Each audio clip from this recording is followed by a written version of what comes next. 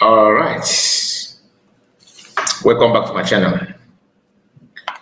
How are we all doing? I hope all is well with you. Please make sure you like the video and subscribe to the channel if you are new.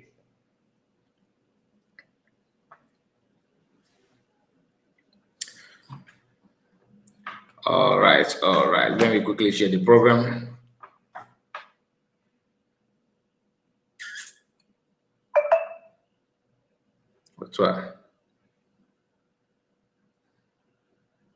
Please put your comments once you come in, and you share this particular live broadcast to many platforms, so that those who may not know that we are here may know. Please do me a favor and like the video.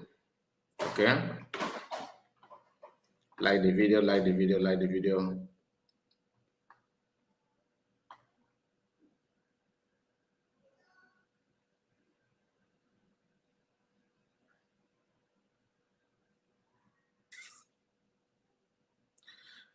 I am here just to talk about or to react on a video of Mazi, Akwa and Nikki. Many of you know Nikki. Mazi, Akwa, I don't need to introduce him to you because mama. Amazon D4 na keep as well.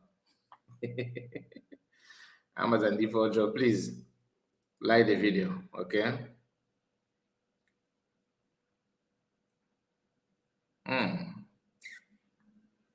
Okay.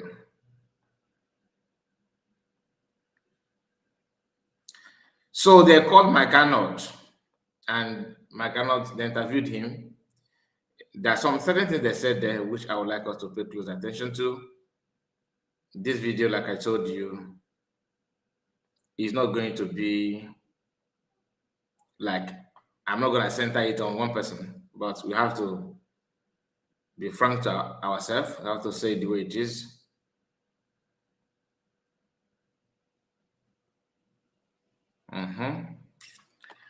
Olive also, my brother, I see you. You are the first to make comment. I've been waiting for somebody to drop a comment before I proceed, because that is another way to validate that truly we are streaming live, and you have done just that. Thank you so much. Good afternoon, Mazi. You said good afternoon to you. Nice to hear from you. Of course, just one more minute. Let me share this video from my end, of course. Okay, let's quickly share that.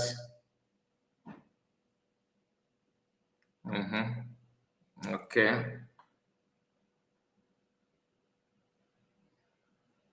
I think we have done justice to that. Okay. So I will start the program without wasting much time. Please permit me. I will start. Like the video, and share it to many platforms of your choice, like I said. Okay.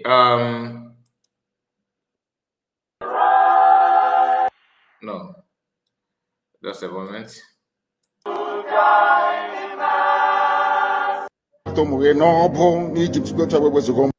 Before us, that's money. I'm going to bring up very. You're all welcome to this much anticipated program by the Biafra Republic government in exile that is led by Mazi Simon Ekpa, the Prime Minister, who presently is being held in captivity in Finland.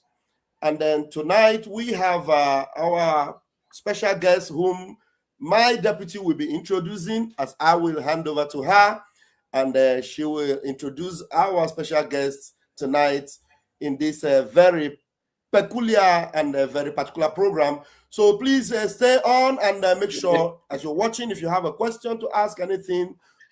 Nkiru is not used to live broadcast.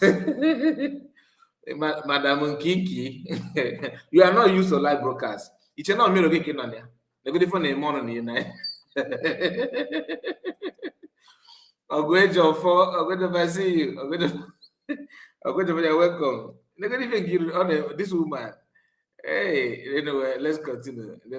Somebody called my attention on this, and I tried to, react on that on a live broadcast.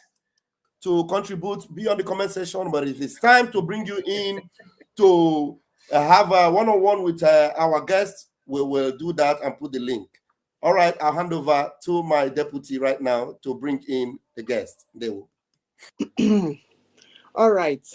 Thank you, all Biafrans that are present in this marvelous program. Yeah, it's long awaited, and finally today is 3rd She's of so dumb. May 2026. All right, so we have before us that I'm going to bring up very soon.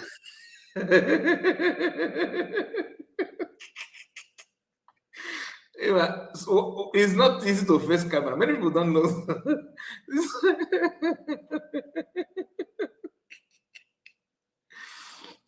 It's not easy to face camera. She's behaving like a baby, a child here.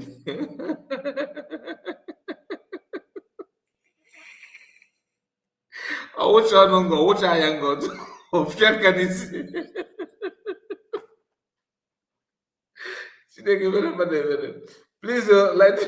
like the video. I come in good faith, please. I'm not. Okay, can you hold yourself? Hold yourself. Just pay attention. People don't know. It is not easy to face camera. It think is easy. That's why sometimes Trip M mock me, jokingly. He jokingly mocked me about my, how when I started. You have to be camera shy. Sometimes you feel like, what will people what are they going to say about me? That kind of but once you get used to that, there's no need, because kunata. That's not the fact. There's no way everybody will like you. It's not possible.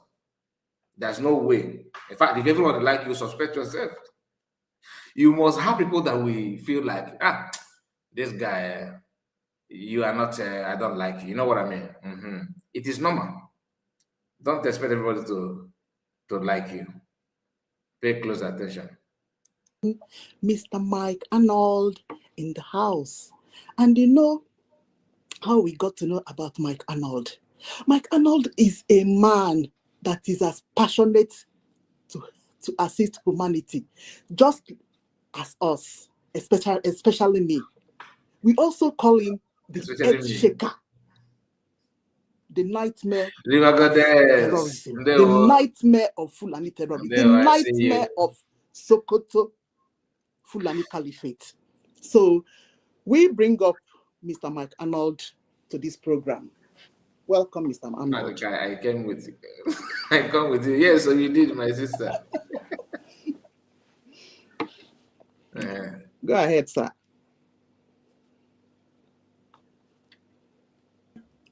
Pastor Papa, we're not hearing anything. Unmute yourself, Mike. The introduction is zero. I have to tell you, the introduction is quite zero. She did not do her homework very well on that. You need to check who is Mike Arnold, okay, what he has done and what he's currently doing, his achievement and what he's known for. But she did not do that. You don't just, Mike Arnold. No, Mike Arnold. After that, to you, sir. What is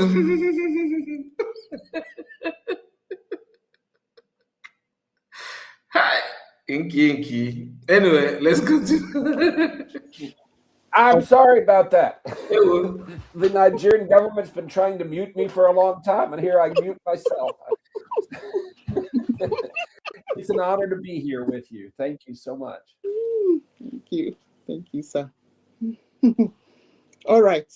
I'll do a brief introduction, and then the reason why we have brought you to answer a few questions. We're not going to bombard you so much, yes, because if we talk about what is going on in Nigeria and what we Biafrans, why we are fighting to leave Nigeria, we will not go home. So I'll start first of all by appreciating you, Mike Arnold. Yes, my name is Barrister Mrs. Nkiru. Yes, I'm fighting. I'm a freedom fighter. You see, and are you sure that we are going to react on this video? So, Nkiru, is this how you want? The able deputy minister of information to add labor, which are not these. Oh, man, I better comments of now. You see it now. Now that you are required to on your camera and co-host with Akwa, very very wicked. Or carry her this one night wire, at least. Way of man. Starting from your dressing code, though, you don't wear this, this kind of clothes to interview somebody as a lady. I think it's not good. You need to be corporate, knowing for a fact that the man is somehow religious. Ibulu slim hand, wherever to. Obuko na aka gị na ịka dị young nke igosi waping up na I don't understand. I will never insult you. No, I'm not gonna insult you. Oh, let's see.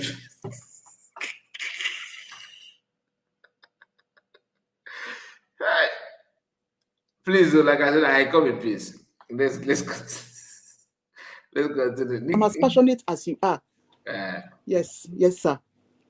Okay, so we appreciate you a lot. Yes, so we got to notice you. I think last year. Yes, last year we got to notice you last year, and then you just progressed. My camera will be like, what have I done to myself? What, have you seen where a stammerer is interviewing you? Like a stammerer is trying to interview you. Yes, my name is Dr. Nkiru. What? My name is Doctor.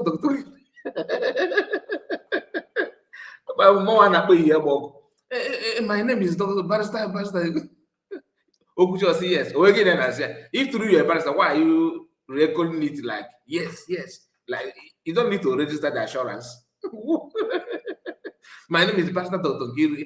Yes. Did she say doctor? Okay, let me. Pastor, is it Pastor Doctor? I'm not sure. I'm not quite get that part, but I don't. The video is quite long, so going back and forward, I don't think it's good. Please, have you seen a head from Obi-Wan? Please, we are missing that guy here. Where's Obi-Wan? Just a moment. Let me see. Something that even Nigerians are marveled the way you have. I mean, grabbed what they desire to happen. Honestly, the only thing is that they don't know how to go about it. They don't, you see, because there are so many things involved in what we are talking about. You see, Nigeria is a country that is being held down by uncontrollable entities. You see, both international and national wise. You see, yeah. And then to begin to sort out the problem, there may be a lot of let me just say bloodshed. You see, and Nigerians, I don't think they want that thing. I don't know to happen. Yeah, but let's not delve deep into it. You see, but we do appreciate you, Mr. Mike Arnold. We appreciate the way you tackled Fulani jihadism in Nigeria. We appreciate your fight against Christian genocide in Nigeria. And we appreciate the way you tackle Sokoto Caliphate, because that place is the headquarters of terrorism in Nigeria. All right. So what do we have in common, Mr. Mike? And what we have in common with you as freedom fighters and as people that want to live that, want to leave that country. What we have in common with you, Mr. Mike Arnold, is your passion for humanity, your passion to alleviate poverty, your passion of empathy, your passion for compassion. That is what we have with you in common. Yes. But what we differ from you is that Nigeria, we are not seeing any future for Nigeria. I don't know. If even with correct leadership, the question is, will that correct leadership ever happen? Yes, that is one of the questions, one of the reasons that why we have brought you up, for you to clarify. Yeah, because we know that you want to see a future for Nigeria. Yes. But as freedom fighters and as people that want to live, or we have already left, yes, but the thing that we have to fight for the liberation. You see? So for the people that are already on our way out, we are not seeing any future like you. So that is the question. Hey, don't put words in my mouth, okay? I think there's a misinterpretation here. So first of all, when I say Nigeria, look, there is a place that the world draws on a map and has the word Nigeria across it, okay? That I'm not referring to the entity or the government. I'm not referring to anything, but here's a geography. What else do we call it? The area known as Nigeria. Okay, so understand that. And that, I have great hope for that area. I think the boundaries will be drawn differently, but no, I don't think the entity as it exists and the boundaries that they are drawn are sustainable at all. They shouldn't have been drawn that way to begin with.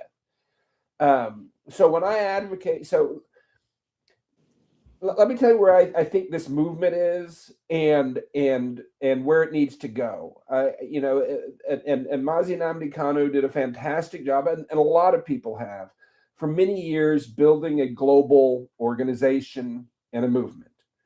And it exists, and it's present, and it has a presence. But when Benchika said that Mike Arnold was expecting an intelligent question from so-called the lawyer, only to be disappointed. Emma, it being that you're a lawyer or you're a PhD holder is different from when you are facing camera, when you are getting used to camera. Most of the things that you know will flush away. That's not the fact. Once they say okay, and you know that the whole world is watching you. Professors, emeritus professors, people that have doctorate degree, name it. Reverend Father, everybody can watch you, can lay hand on your video, and they will hear what you are saying. And they can start measuring your sense of reason from that point in time. And if you are not confident enough, it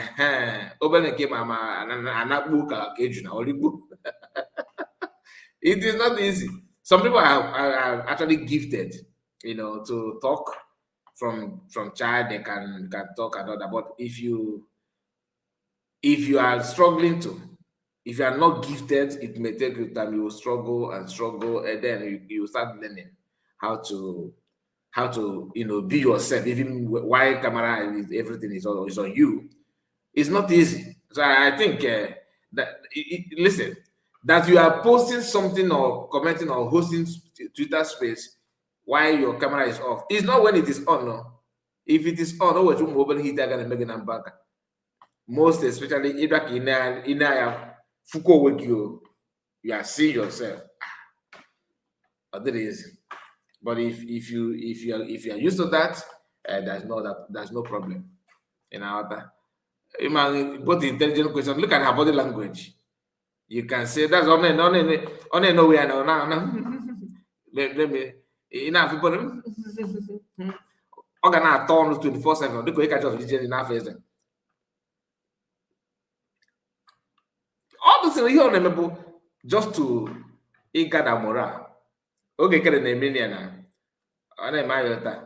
yeah, confidence. You are not used to that. Now watch at DPM. If na camera camera like camera itself go the shy for her because the boldness and confidence there. The camera will be like camera is just nothing to her. Or queer and camera or everything without missing any word. If you can get with area, do you know what it means that people are attacking your social media? Everybody is on you, calling you names. Somebody is hosting program on your name, calling, bashing you. You still come out and give press release. My dear, you not gonna understand until Aqua Canada give that it's you gonna issue. You go confirm them now. Just like Saga. If somebody begin to run Saga on you, the first time that somebody use your name to do program, okay, I think about if you make program, you don't understand until it happen to you. My person engage you, man, share. the too good though. But if you matured enough, then what if I got this again? Program now. If I cannot, if my prayer will just if you money, I cancel the church. But I will still come back and reply you though. And my own, I know they forgive. But once you do that, I will come and reply you also. Because now I ain't a matter. When he was arrested, tortured, all that he's been through, fighting for his very life, the leadership of that movement, how can I say this? It's on a plateau. It got this high and then it stopped. And what I see now, and it's sad to me to see so much infighting, and there's more effort put fighting for who can lead that plateau and who's the top of that plateau, and I've lost sight of the mountaintop. There's another level, and if the fighting happens at this level inside, it'll never get there. And so I'm sad to see the infighting, the factions, the accusations, people that spend more energy jockeying who's the real leader of the movement, and the movement's not moving. So God has a way of bringing new blood perspective in, and he's, I think, using me for this now to come to this plateau and say, wait a second, folks, remember the mountaintop. Okay, we need to figure that path out, and that mountaintop is self-determination, freedom. I see it as I call it a kingdom regime change. I'm not talking, I'm talking in the big picture. And to do that, we need to get there from here. So how do we get there from here? I'm looking at what the world is doing, the direction the wind is blowing, and the wise thing to do is put your sails in it if it's blowing the right way. And the world is looking at how do we end this genocide?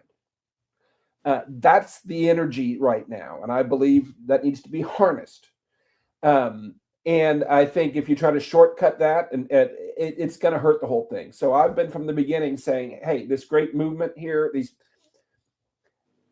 first of all, it's not a tribal movement. It's a human movement for self-determination. And there are other people in other tribes and other regions all over the land known as Nigeria that have that same inborn desire for self-determination, that have the same enemy, which is the stranglehold state. That is foreign and domestic people that are just trying to extract and take. That's the problem with the stranglehold. And there's Nigerians even in the far north that would join the movement for self-determination. You care about your corner, which is fantastic. You should. Everybody should care about their corner. But I know there's movements to divide Nigeria into multiple areas, and there's a desire and a demand for that because it's the right thing to do. And when I say new Nigeria, let me tell you exactly what I mean. A new constitution that allows, it's an opt-in constitution. So every region can say, no, we're not joining. There's your referendum. You say, it gives you either can opt in or opt out. But every people group should have that same, at least every region should have that same option. And the only way I think you're going to achieve that is to band with them across Nigeria for self-determination. That's how you get Biafra. I believe that. So I've never been for, we have to keep the borders as they are. We have to keep the structure as it is. No, those are words that have been put in my mouth. And you cannot find anything anywhere that I've said that would be consistent with that. I've always been for a new region we call Nigeria. And it will have likely different boundaries, and it needs a new constitution or multiple constitutions. So I've never been calling for the whole thing to be held together. But I have been saying is, how can I put this? You're shooting yourself in the foot if you enter this global conversation talking about genocide, talking about displacement, talking about the threat of Islam, and all you do is yell Biafra. Okay, that gets doors closed. I've seen it.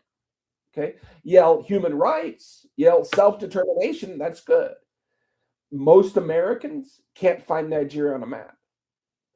And they don't understand. If they can find it, they have no idea of the internal politics. And I would say that today, if you lined up 1,000 Americans and asked them, have you ever heard the word Biafra? They would, not one of them would raise their hand. Not one, maybe one out of 1,000. Okay. So I'm trying to bring some realization to the movement that, yes, you've done well. You have a movement. You have an organization. It's global. But that's just the starting point. Don't break up and fragment and fight amongst yourselves yet. Latch on to that vision and then ride the wind. Self-determination, freedom, human rights. That's your path to get to that mountaintop. And you will have allies around Nigeria and around the world that will help you achieve that if you can harness that. That's where I'm coming from. So no, don't put words in my mouth. Okay. Mr. Mike, are we ready to delve a little bit deeper about this constitution of a thing? Well, I'm open to any question you want to ask.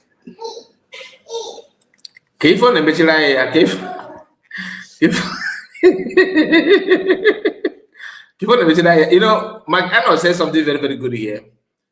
The issue of coming together, that is not yet time to fight among yourself.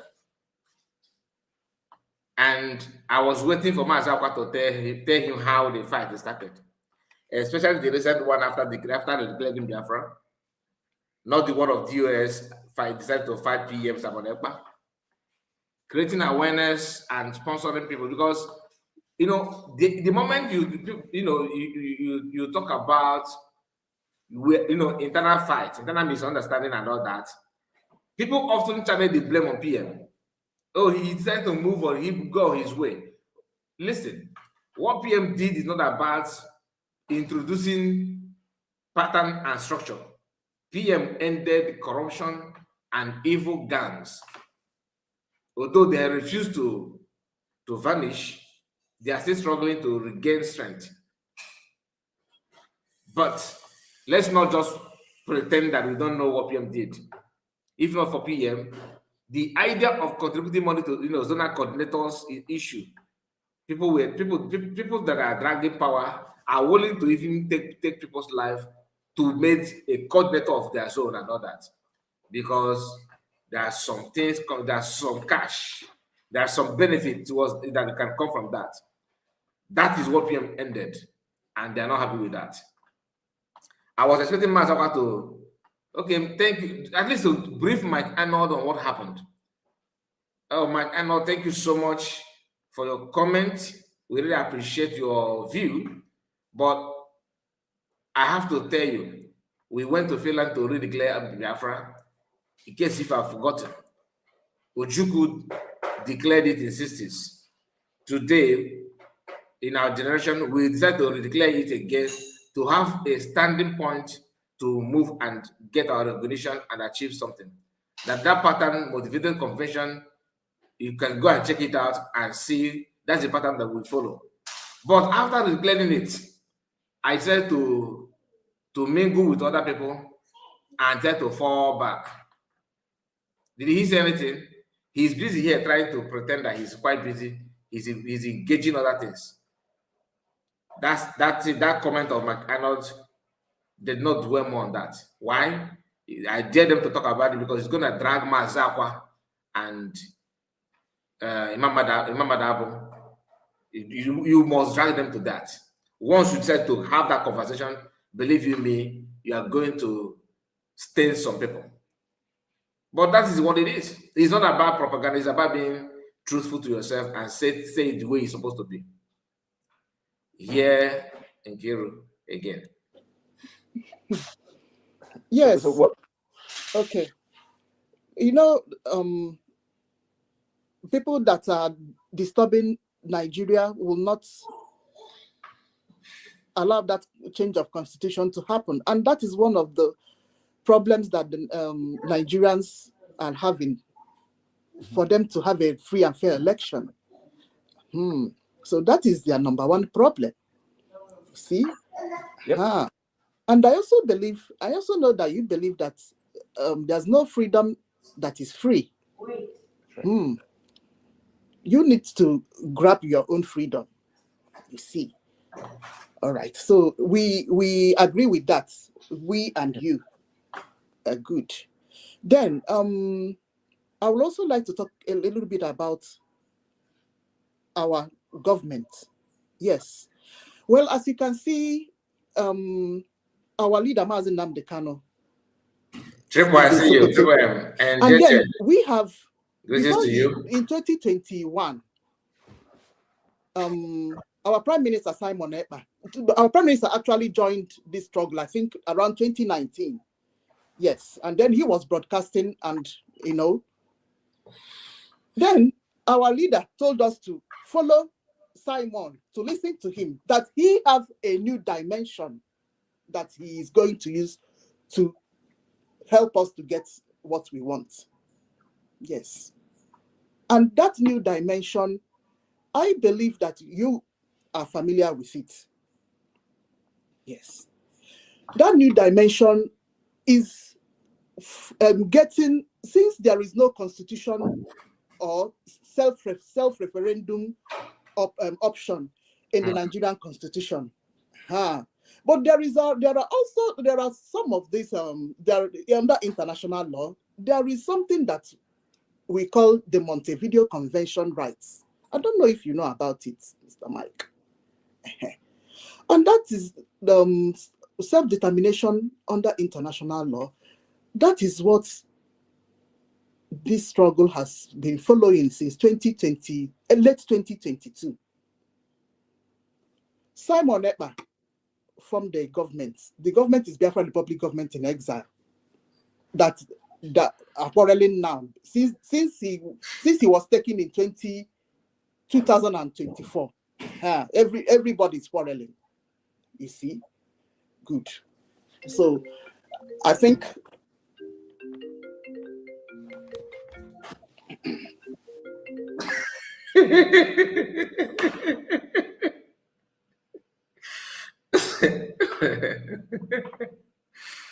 Hey, Maza, why the very, very wicked. If you can remember, like, Maza, you don't try. And I don't know. I'm a community manager, but I can't even get this woman. But wait, you have an interview. You want to interview Mike Arnold. You did not write down some questions like. You did not write down some questions. I understand what is happening to. I understand what happened to Nkiru here. Like, and I may push really get.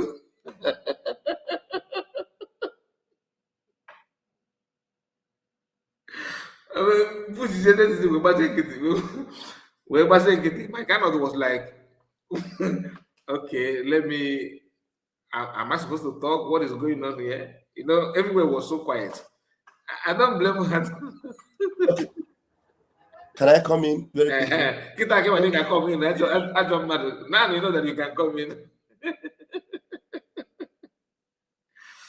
Hey, Nkiru, you said something here. You said that Mazi Kanu told us to follow Simon Ekpa. That was 2021, 2019 to 2021, if I'm not mistaken. Now, Mazi Kanu was kidnapped 2021. Then in 2021, 2022, 2023, you joined Obedient. You jumped into Obi to vote. Is that what Mazi Kanu told you? Like instruction from Oyendu? Is that part of the instruction? That size no. Then why Obedient? You went there, you fall back, I know that. You went there, you came back. Oh, let's Biafra now, Biafra now. As you joined, the issue of fallback came in, you joined the suit as well. You decided to fall back. It's not as if you fall back alone. People like you fall back and drag other people to fall back. I remember your comments on my platform. You and Peters, both of you are now with Imam Madabo. You fell back to Nkiru. I think you need to read that cover. That's your message on my comment too, and Helen Peters as well. I think you need to read that charter. Mazi, you need to read the charter. I said no. With another man who claimed to be a Yoruba man. And I have somebody on my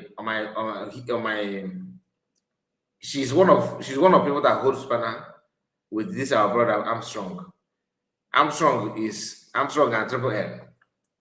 Armstrong, Triple M, and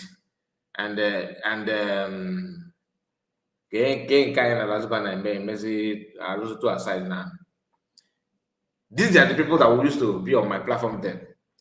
But Nkiru, you are now telling us that Mazi can advise Biafrans to follow PM and listen to him.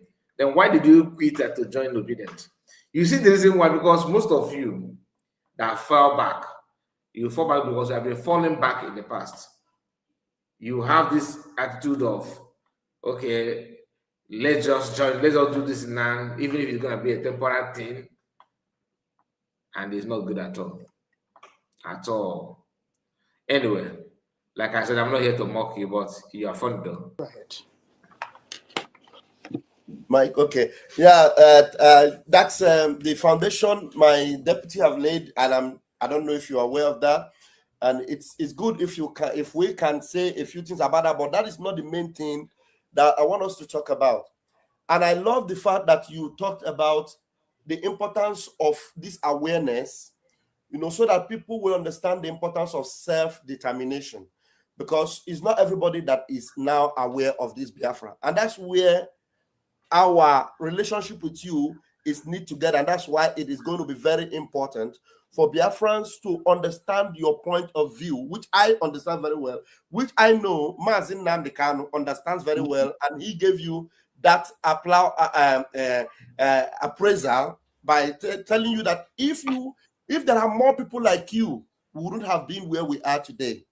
When Mazi Nnamdi really acknowledged you and was very grateful that you are now speaking up. Now, I want you to tell us how you will be able to carry this message on our behalf, and you are sensitizing for us at this level, and we love it. So how can we make more impact so that we'll be able to reach more Americans? Because the more Americans, the more Europeans, the more of these international communities will reach with this particular self-determination that we are seeking for, because it is our right to seek for it. And just like you're saying, we must have to seek it the right way. Because if we just jump in on people that do not know anything about Biafra and say, Biafra, Biafra, it would be like we're just speaking parables to them. They will not understand. So speaking in tongues, basically. So that's a great question. And I think a lot about this. There's an education that must take place. Okay. I remember one time there was something I was very passionate about, and I had started here just casual, and over time I became very passionate. And I remember I met a guy, and he was so excited about something that was way back here. I had left that. I had grown way beyond it. And my initial reaction, I was going to just tell the guy, you don't know what you're talking about. But you know what? I said, that's great. You're awesome. Keep it up. I recognized that it's a long bridge from where he was to where I was. And he was taking a step in the right direction.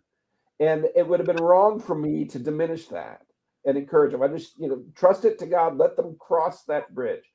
There's a bridge to get people to understand not only understand what Biafra is, what it means, what it stands for, but then the historical context of it and why self-determination is important. That's a long bridge. Most in your movement don't understand that because they've been steeped in it. They've grown up in it. It's their culture and all that. So they can talk over here, let's get to the end. But if you're talking to someone that's over here, they can't jump. You have to take those steps. And most of the world is over here, and you want to get them over here. Is this making sense? And so it hurts my heart when I'll post a picture of my dog or my granddaughter, and 20 people jump in instantly and just say, "We need Biafra, Biafra, Biafra." I mean, I love you guys and I appreciate your passion, but it's a nonsense word to most people on earth. Okay, you're being lazy. You have to be strategic and educate people. Brother Mike, what in a minute? I don't know how much you know about Mazi Nnamdi Kanu. I want you to tell us a little bit more of that, because the history you gave about Biafra on the space, it actually blew my mind. Before you continue, Mazi Akwa, Trevor said something that I want to chip in something before we move forward. He said that the freedom fighters discussing Nigerian constitution, mad people everywhere. The reason why that she said talk about the constitution is because of what Arnold said. Arnold is like trying to say that I'm not against you talking about your freedom. The structure of Nigeria as it is now shouldn't have even been, what we are talking about in the first place. Like, it shouldn't have even come up at all. But he would prefer if you can go back and, of course, use like political system to get people to create awareness and get people involved to divide it peacefully and all that, and maybe have some adjustment in the map and what have you. But what he don't understand is that people in charge of Nigeria, they build Nigeria from day one, and they know what Nigeria want, how they want it to be. After the Nigerian Civil War, there's an agreement and pattern they want to run the country with, without minding the consequences, and it's just a way of torturing our people. So they just want to use that to torture us. So let us just understand it very clearly, because these guys are very, very, very, very wicked. Let's pay attention.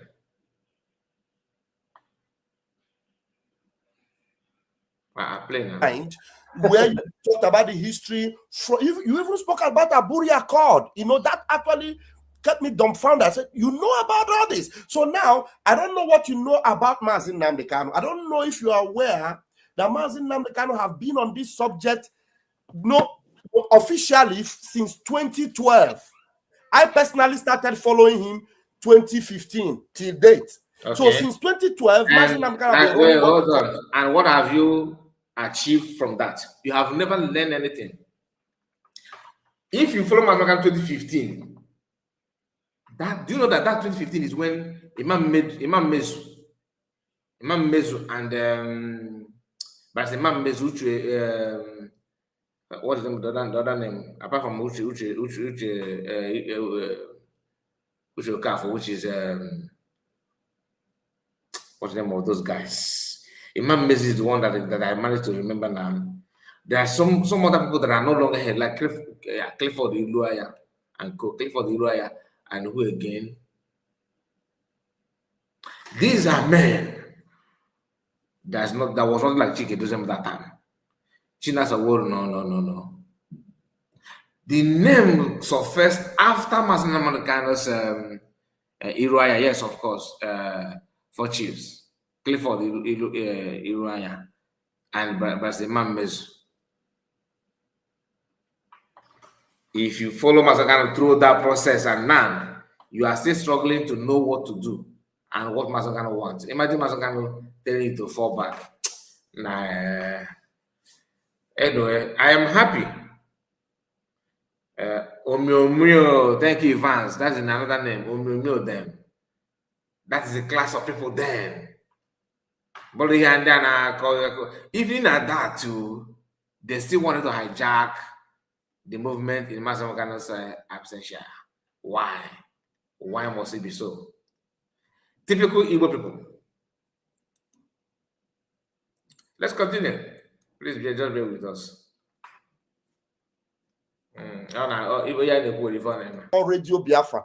And if you go back into the catalog of his messages, my brother, you will be bamboozled at the knowledge Mazi Nnamdi Kanu have put into so many of us. So, and while all those were going on, our people, each time they come out to protest in Nigeria, they hack them down, they kill them, they extrajudicially murder them, of which I'm sure you must be aware. If you see pictures and videos that come out from Biafra land, you will wonder. And now, with all the things going on with the election going on in Nigeria today, do you know that Peter Obi is also suffering because he's a Biafran? Yep. A lot of things are going on. So just give us a little bit of what you know about Mazi Nnamdi Kanu. If you know, if you don't know, maybe we will try to bring you up to date with that. Because if you look at the comments on the screen now, these are the kind of comments you'll be seeing from Biafrans. Somebody is saying urgent division is important because Britain and Nigerian government infiltrated all the 36 states of Nigeria so that Boko Haram can leave no Dangote and Boss refinery in Akwa Ibom. No Nigeria. So you can see the kind of, these are people that are inundated with Mazi Nnamdi Kanu's gospel. Yeah. So tell us what you know about him, and then from there we can begin to go on with the conversation. Okay, and let me say, I like the comment. I'm not disagreeing at all. I'm not saying it's not urgent. I'm not saying it's not the solution. I'm saying, how do you get there from here? Okay, just saying it's urgent, just complaining, just begging people will get you nothing. It never has gotten you anything, and it never will, because people don't give power away. People don't give, you know, the government's not going to, you can demand a referendum all day long. They're not going to give it to you. The UN's not going to give it to you. Donald Trump's not going to give it to you. You got to take it.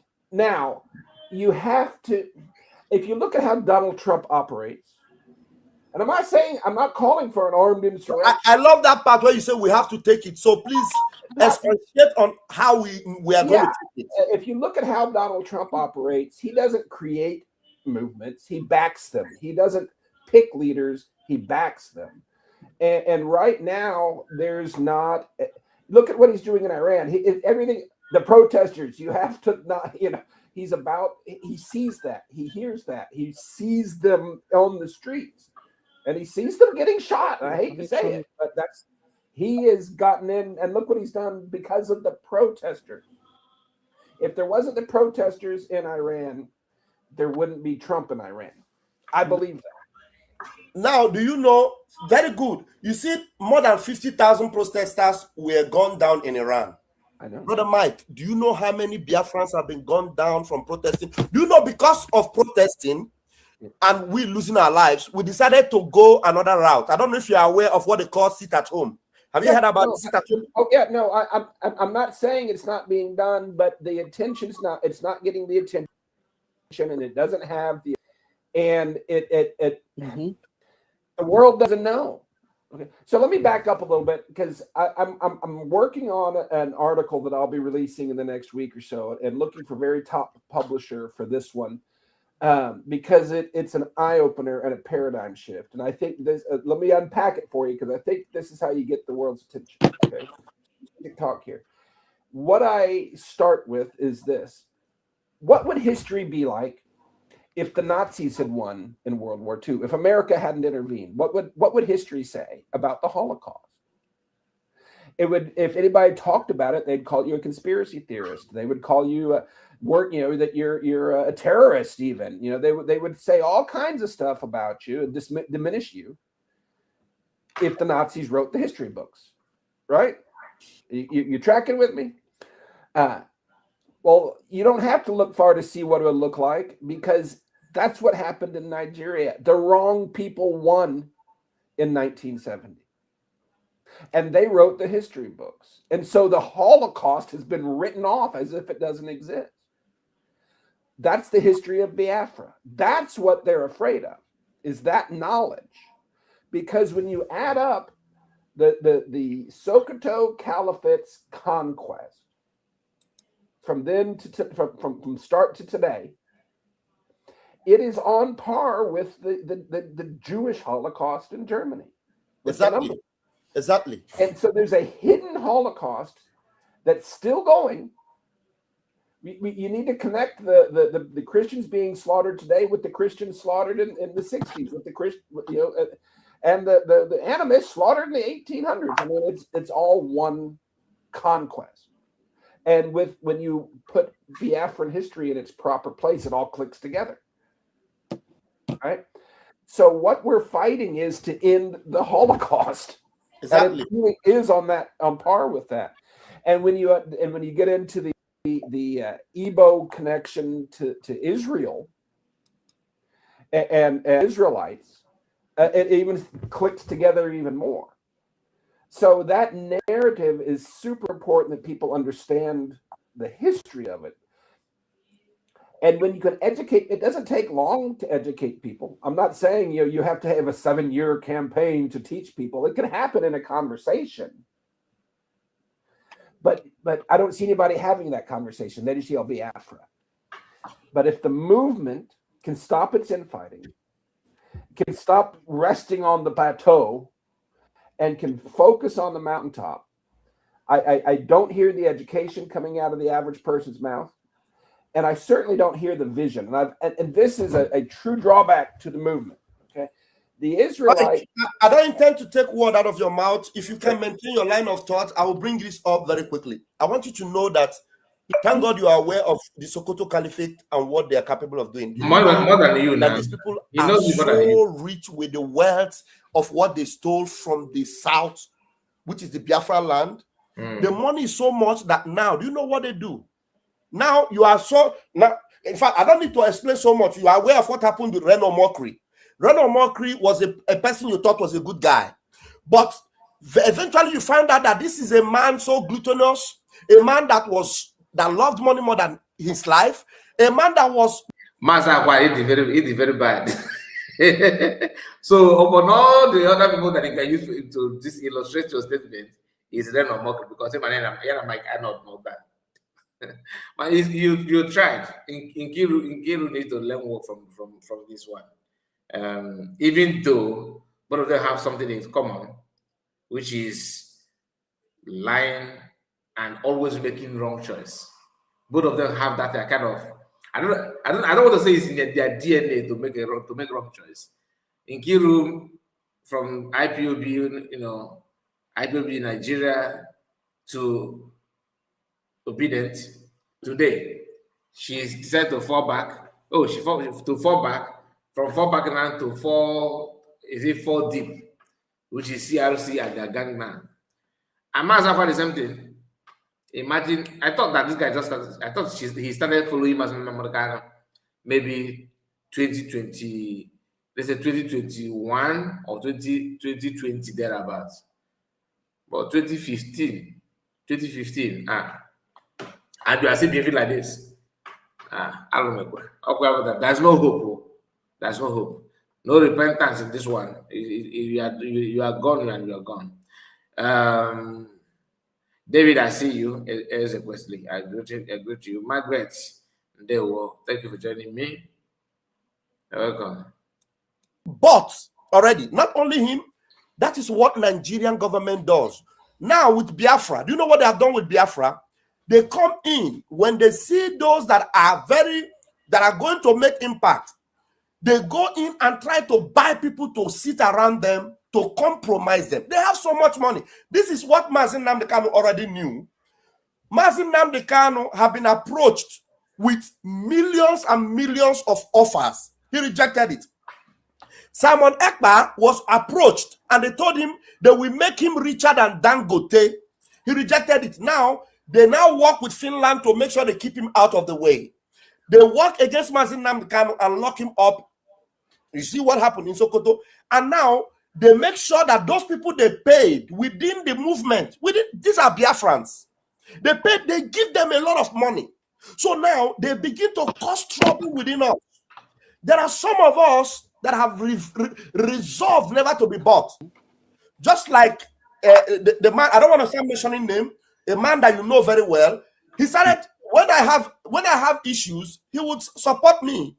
And then he would come and do. I never knew that his intention was to make sure that when he tries to sabotage the government, I will run along with him. But when I found out that, so this $1,000 you gave me is just because you want me to run along with you when you want to sabotage Simon Ekpa. So I decided to speak out. I said, no, that $1,000 was just to support me. And they said, I gave you money. I gave you this. I gave you that. That is what the caliphate have done. They bought so many people. Please, whoever is calling me, stop calling me. I'll block you. Stop calling me. It's not your time to call. So exactly. when you come in and see this infighting, what it means is that the caliphate are working very hard. They are ruthless. You know how far they can go. So please understand when some of our people. So how is giving you $100 has to do with the caliphate?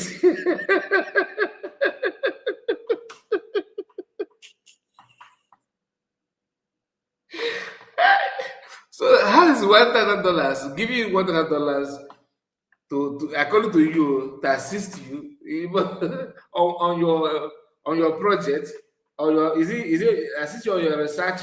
Mention that in assist you want to, you know what thing about Mazi is that Mazi is kind of person that don't have any shame. He actually believes that my cannot is comfortable with this kind of conversation. No, can you just so if you know my cannot, I don't know him in person, but the little that I have seen about him on social media, how he engage other people. Is he anything criminality, bribery, lies? Stay away. Just don't get involved when you want to get close to my Arnold. That he's nodding his head does not mean that he's not calculative. He's a very smart man, very, very intelligent. There's something that happened recently that made me to conclude that this man, if you don't want to expose yourself, stay away from my kind of like as a friend. This kind of crooked movement irritates him. And that is what you must understand. Your hands are not clean. You know. I'm surprised that he even knew about Samanekpa. I'm surprised that he knew that Finland had him. I'm surprised most of the things that he's saying now, honestly, it shocked me. And not because of this interview.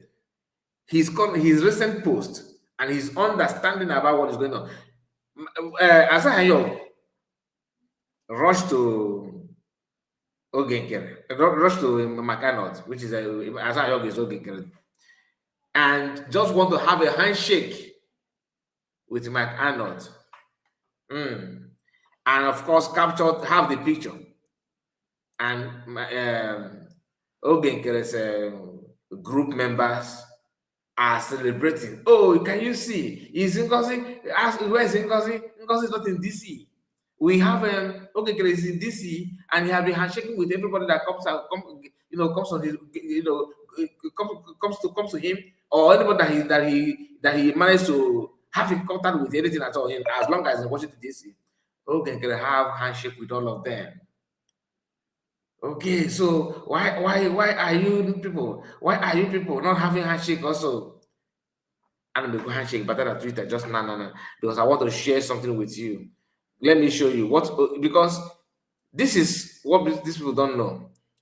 You don't bring this kind of thing. You don't bring this kind of thing to Mike Arnold. If you don't want to disgrace yourself, stay away. So Ogenkere had a handshake like I told you, and his followers are celebrating that. Can you see? Oh, can you see? Mike Arnold was like, okay, let me just be myself. Let me just be myself. I don't want to do anything outside this. I don't want to get involved. When he saw that they're celebrating it too much, what did he do? He made a tweet or a post on Facebook. On Facebook only, where where their people are celebrating it. He made a post by telling the whole world that I just had a lunch with him, nothing serious. But Ogenkere was saying that they have a very good conversation, in the way forward, and you know how they normally put that kind of thing. My kind of I don't know him. He don't even convince anything. You get the point. My cannot that you know that he have time to research you, to check on you as Mazi Akwa, after all you have committed. You think that for him to even know when you are telling the story of how you receive $100, did you see how he was nodding his head? Means he know. He is aware of that, right? and you are not ashamed. You are not ashamed of yourself. You are not ashamed of yourself to even talk about it. You are the one that bring it to. You started talking about it in his presence. It's good. I give it to you. When they speak like this, they're not speaking because they want to go against your own ideas. Your ideas are perfect. In fact, your ideology and your method is the method that Mazi Nnamdi Kanu have already taken for many years. So, and it's not as if it's not going to work, but with people like you and with more like you, I think we're going to make more impact. That's why we are happy having this conversation. Please go ahead without losing your line of thought. Go ahead. Yeah, but I'm in a good position because I can't and I shouldn't and I won't. There's no way I could lead this movement. I'm a white American, okay? I can only serve, only help, and that's I'm not looking for a leadership position. I want it. So don't think I'm jockeying for anything. So take me as a coach, okay? I'm a movement coach, and so here's the thing: without vision, people perish. Right? That's biblical. And I've asked countless passionate advocates of Biafra. I've asked them, okay, you got your, because we need division, we need separation, we need referendum. I say, okay, why? What's on the other side of it? Describe what you're wanting to build. What is the vision after that? So take me down the road 5 years after separation. What are you building? What's the vision? And not one of them has ever answered me. Not saying that it's not out there, but that's how you get stuck on a plateau. The Israelites, yeah, Pharaoh sucked. Egypt was horrible. They had to make bricks and all that stuff. But they did that for a very long time. It was the promise of the promised land and the vision of a land flowing with milk and honey that ultimately led them through the wilderness to conquer. And I don't hear that from leadership of the movement. And without that, there's no yardstick to judge who the better leader is, right? There's no who's the authentic leader. It's not who has the most contacts and the most photo ops. Who can help us get there? Who can articulate that vision? Leadership, at its essence, is having a vision from God that's your assignment. And then you bring alignment to your assignment. Okay? And I don't see it. An alignment means helping people understand it, helping people see it, and putting people where they belong so they can work together to achieve it. Okay, alignment to your assignment. So that the young teenage want to be influencer out there that stays online and comments, they need to bring alignment to that vision. Alignment isn't yelling Biafra, Biafra, Biafra. It is reaching out to those who don't know what that means and saying, hey, let me teach you something. Let me educate you. There's this place. And here's what's happened there. And here's why they're calling for self-determination. It doesn't take all day. But bring alignment, bring people in, and then help them walk that path to see that vision and to be passionate about that vision. Wow. That's how social movements work. And without vision, people perish. Whoever wants to lead the movement should be best at articulating that vision. What does it look like? What are we building? What do we want to leave our children? What do we want to be in the world? What does it look like after the boundaries redrawn? Yeah, that's with that in mind, please, Deputy, I want you to go through the bullet points you have on how Biafra would look like. Maybe like 5 or 6 points. You can, read it out for us. I'm going to bring you in on that. Where after Mike have responded to this comment on the screen. Somebody is asking you, Mazi, Mike. Now they've given you a title, Mazi. I don't know if you know. When they give you Mazi, somebody should tell you the meaning. Mazi means someone who has so much integrity. So, Mazi, Mike, Arnold, please, can you tell us more about what you know about Mazi Nnamdi Kanu? Just a little bit. Please, whoever is calling me, don't call me again. We have not opened the line yet. Please, CK, stop calling me. Please. When you call me, you are distracting the program because it's ringing on my computer. I won't warn you again, CK. Stop calling me. So when it's time to make call, I will tell you, you will start calling, okay? So please, Mazi Mike, please, I want you to tell us if you know anything about Mazi Nnamdi Kanu, a little bit or whatever it is you know that have made you so connected to him. Please, can you just let us know and how far you have gone so far and you are willing to go to make sure he is free? Sure. So that's a great question. And, you know, I know enough of the biographical information, but what made me see the importance of who he is and what he stands for is seeing the love and devotion and loyalty that so many people have for him.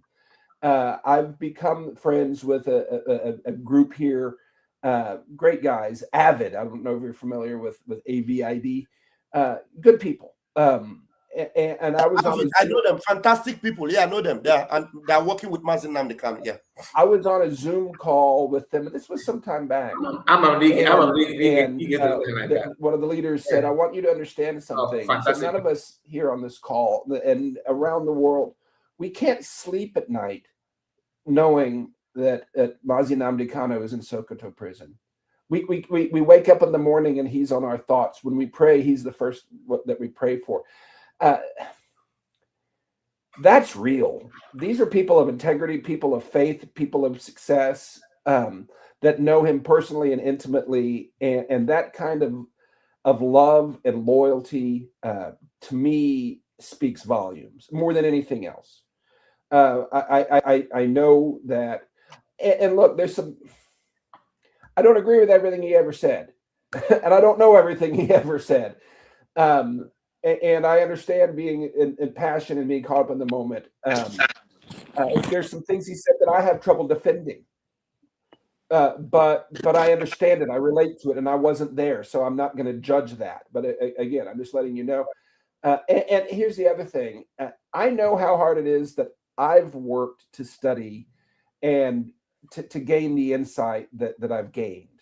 And nobody spoon-fed it to me. Okay, and it's been bit by bit, chunk by chunk, book after interview, after visit, after revelation that to get the picture I've got. And when people say, "Hey, you're just saying what he said," I see that as the Spirit of God. Okay, because God has given me this understanding, and God gave him that understanding. I know how hard I had to work, and I had more modern technology than he did. So the dedication he's had in the pursuit of the truth to get to the point that he's at, again, between that, his dedication, his dignity that he's walked through this whole journey with, I understand that he's really the spiritual leader of the Sokoto prison now. Just his presence and just his peace about him, and the respect he commands, and the obvious vision that God has given him. Speaks to me. You know, he's up there, and he go down in history as a Nelson Mandela type figure. That's another part of the education factor that's missing. Most Americans don't know the name. They don't know the story, and that needs to change. I don't know if that answered your question directly. I mean, Wow. That's fair enough. That's fair enough. That's fair enough. And maybe with time you will still tell us a little bit more, because you have spoken a lot also about his incarceration and how they use a law that does not exist to lock him up in Sokoto Caliphate. Margaret, thank you for that is very close to the den of the terrorists and all that. And then that's fair enough. And I don't know if my deputy have another question in relation to Mazi Nnamdi Kanu before you go.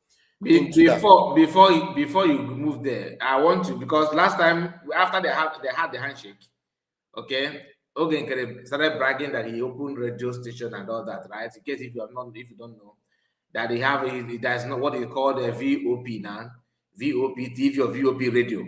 I can't remember. I think it's TV. Some people say it's a radio. But why am I confused? I'm confused because the whole thing is on social media. And if you check that, all you can see is Nkiru, because the man has. Don't worry, we're coming back to Mike Arnold, but I have to throw more light on that because of the presence of Mike Arnold here. And when Mike Arnold, distance himself from what Ogegere is trying to do, just like what Gota did as well after the interview. Now, here is a VOP issue. Just pay attention because we have to understand who we are dealing with. This is the reason why Mike Arnold said that he's confused about who is leading now. People, that this kind of division we make some people to be confused. That the Mazongano's absence and some of the past absence, things are not longer the way it's supposed to be. Is it the fault of DPM? No. Is it the fault of Biafrans? No.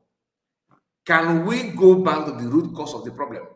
Because the man that interviewed Mike Arnold here is one of the instigators, one of those who actually made it so. A man that had meeting. You remember the party A and party B.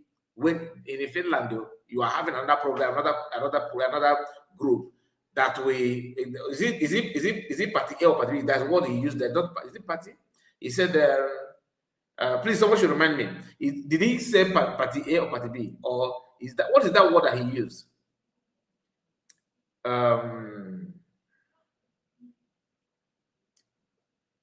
Is it a party A? Plan A and plan B. Yeah, it's plan, not party. Plan A and plan B. Yeah, thank you so much, Ogwejofo. Now, Isaiah Yogo, look at him.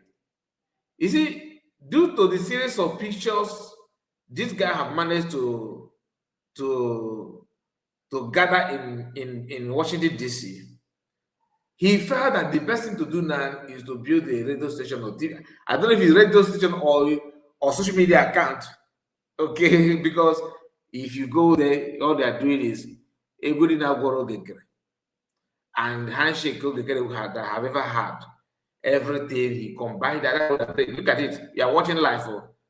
This is what is life. When somebody like Mike Arnold come across this kind of individual, what do you think he will be going in his mind? What is that? Like, let's assume that you are not a Biafran. You are not a Biafran. You are a Caucasian, maybe European or American or a Canadian, and you manage out of sympathy, or somehow you manage to, if you decided to pay attention to what is going on, you want to know more. You want to know more. What do you think your man will be telling you? Will you feel comfortable watching Ogegere doing what he's doing now? Or will you say, okay, let me go for that and see who is actually the leader? How is this handshake? What I see here, how is he of help to your freedom? How is he going to help you? In what area do you think this will help you? In what area? But guess what?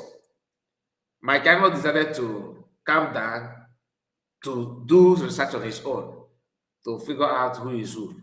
I don't think he has done that completely. I don't think, maybe because he don't want to offend anybody. When Ogegere requested for handshake, he helped him. And then after handshake, he snapped picture and all that. Then Nkiru, remember Nkiru used to work with Ogegere. Nkiru, you are seeing now, used to work with Ogegere. That's the way she fell back. Don't worry, we'll come back to the video. And we are not going anywhere. I just want to say something here. Nkiru decided to fall with Ogegere and later decided now to jump out to follow Imam Madab. That's why I said the lady have history of making wrong decision when you want to, like it says in the issue of Biafra, that he have the history of making wrong decision. He don't know what to follow and when to follow people. He can jump out and begin to follow anybody without even looking or trying to do her own assignment. But I was told that she lives in UK. I was thinking that it's in America, because I don't know why some women in America are having this kind of envy and jealousy on DPM. Why some are very, very understandable and reasonable about her achievement and what she has, for herself. Now, Nkiru made a post reminding Ogengere group, because this is what they discuss internally. We don't know. And Ogengere used to tell them in their camp that Mike Arnold is just another, deceiver. Mike Arnold is another deceiver. That's what Ogengere used to tell them. So Nkiru, after Ogengere, quickly rushed to, maybe I don't know why he decided to do that. Maybe I don't know who requested to go close to Mike Arnold. I don't know if it's a member of the Abo group, that's Mazi, Akwa, and Nkiru, or Ogengere just decide to grab the opportunity to have a handshake and count Mike Arnold as one of the people that he, however, snap picture with. So let's watch this few posts that Nkiru have made, about Ogengere and Mike Arnold. Now, what you are seeing here on your screen is just a moment.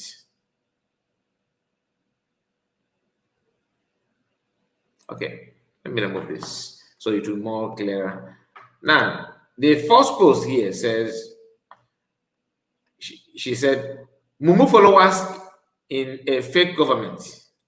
Some of your former friends, some of my former friends are also here with fake accounts, trolling Madam Nki. Ngwa na Ogengere na Mumu. Ngwa una Ogengere na Mumu, and uneducated fake EKPM or fake government. Oh yeah, cry. Why is that everybody that have abandoned Ogengere will always use this word uneducated? Uneducated. And okay, the second one is here. You see the exact reason it is completely a no-no for follow people. For follow people blindly. Okay, I don't know. Let me take it. It is completely a no-no to follow people blindly like Mumu zombies. Ogengere told us that Mike Arnold is a fake guy. If I were in the past, he's a fake guy.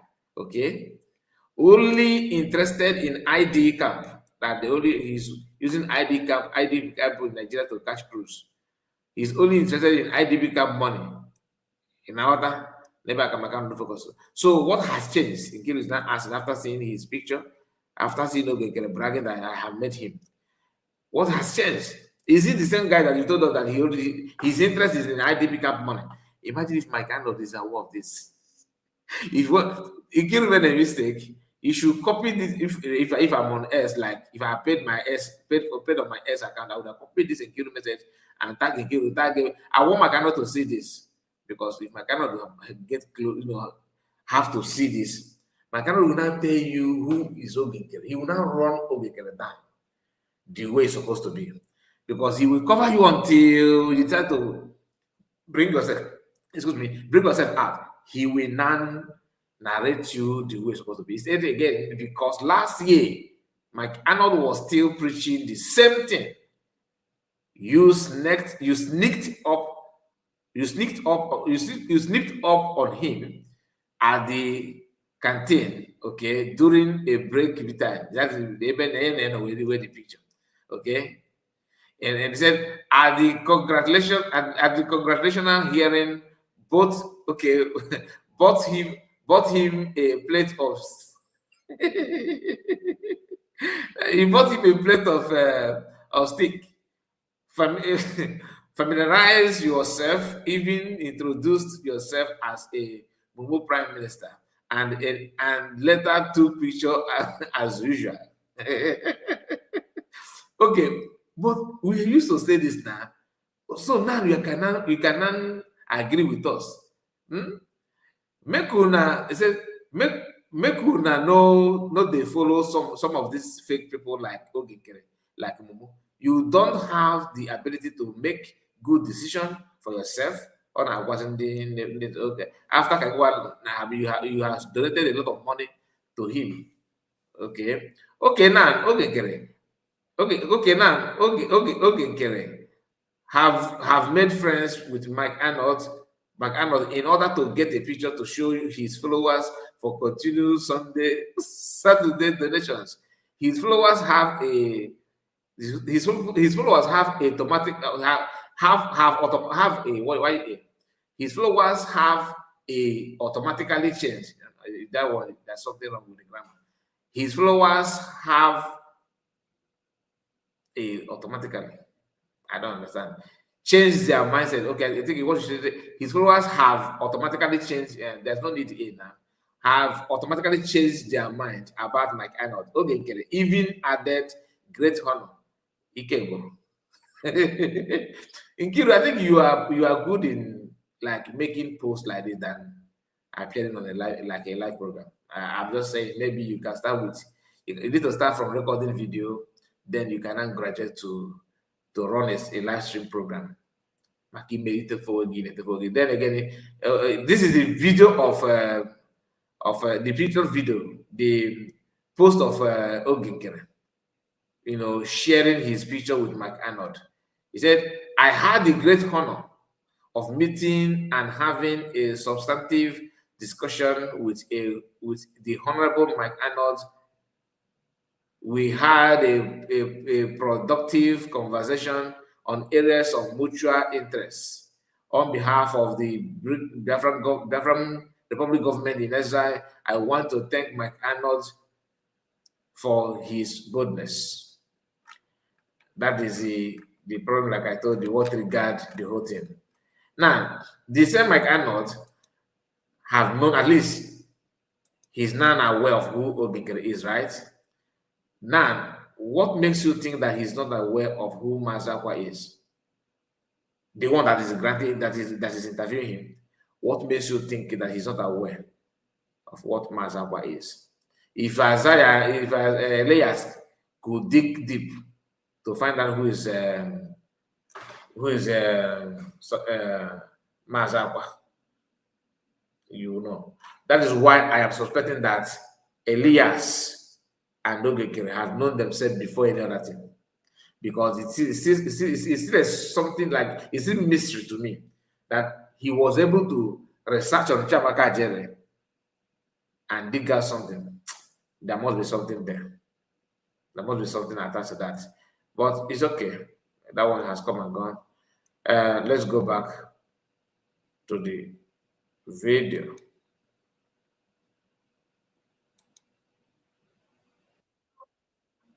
Thank you so much, Honorable Minister of Information. Mr. Mike, there's one question you've not asked us. I thought your Say how much is what? No, she lives in UK and Nkiru, yeah. Mazi, please, how much is it to register for X?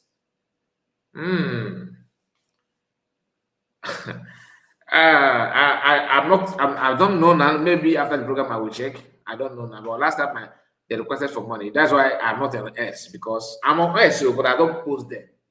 Do you understand? Because I have to post this kind of write-up. Otherwise, you have only the provision for non-subscribers is just limited. I think I explained this last time. Just few lines. You can't even post a long video. You think if I have access to that, most of the video that people are requesting me, like the video of Mazi that I will use here last time, people said I should share it for other people to have access to. How will I share it? WhatsApp, you have to put limited video. Then my ex, I can't post long video because of the same issue. So I have to pay for that, maybe 1 year like that. There's a way to do that, and I'm not ready for that, to be honest with you, because we need to. This post need to be exposed. He said, please, I want to know if I can. Yeah, are you on my WhatsApp? If you're on my WhatsApp, then let's chat after the program, okay? If you're on my WhatsApp, Nkiru, God forbid, you're not Nkiru, Margaret. Your name is far better than the woman. Nkiru is a good name, but people, yeah, what they beard name have, bastardized the name. I just like Kedepo Eunice. Eunice, the program that independent media had last time, a few days ago. we mistakenly played a jingle, and that jingle has to do with VOP of the Fallback Republic. So the person that played it, that brought it, was thinking that it has to do with USB government because he collected it from USB government WhatsApp group. Then after playing that video, these people, this mafia, they said, I am not, please. Okay, Margaret, you are not. Please, can you write it down if you don't mind? Is it possible for you? This is my WhatsApp number. Okay, here is my WhatsApp number.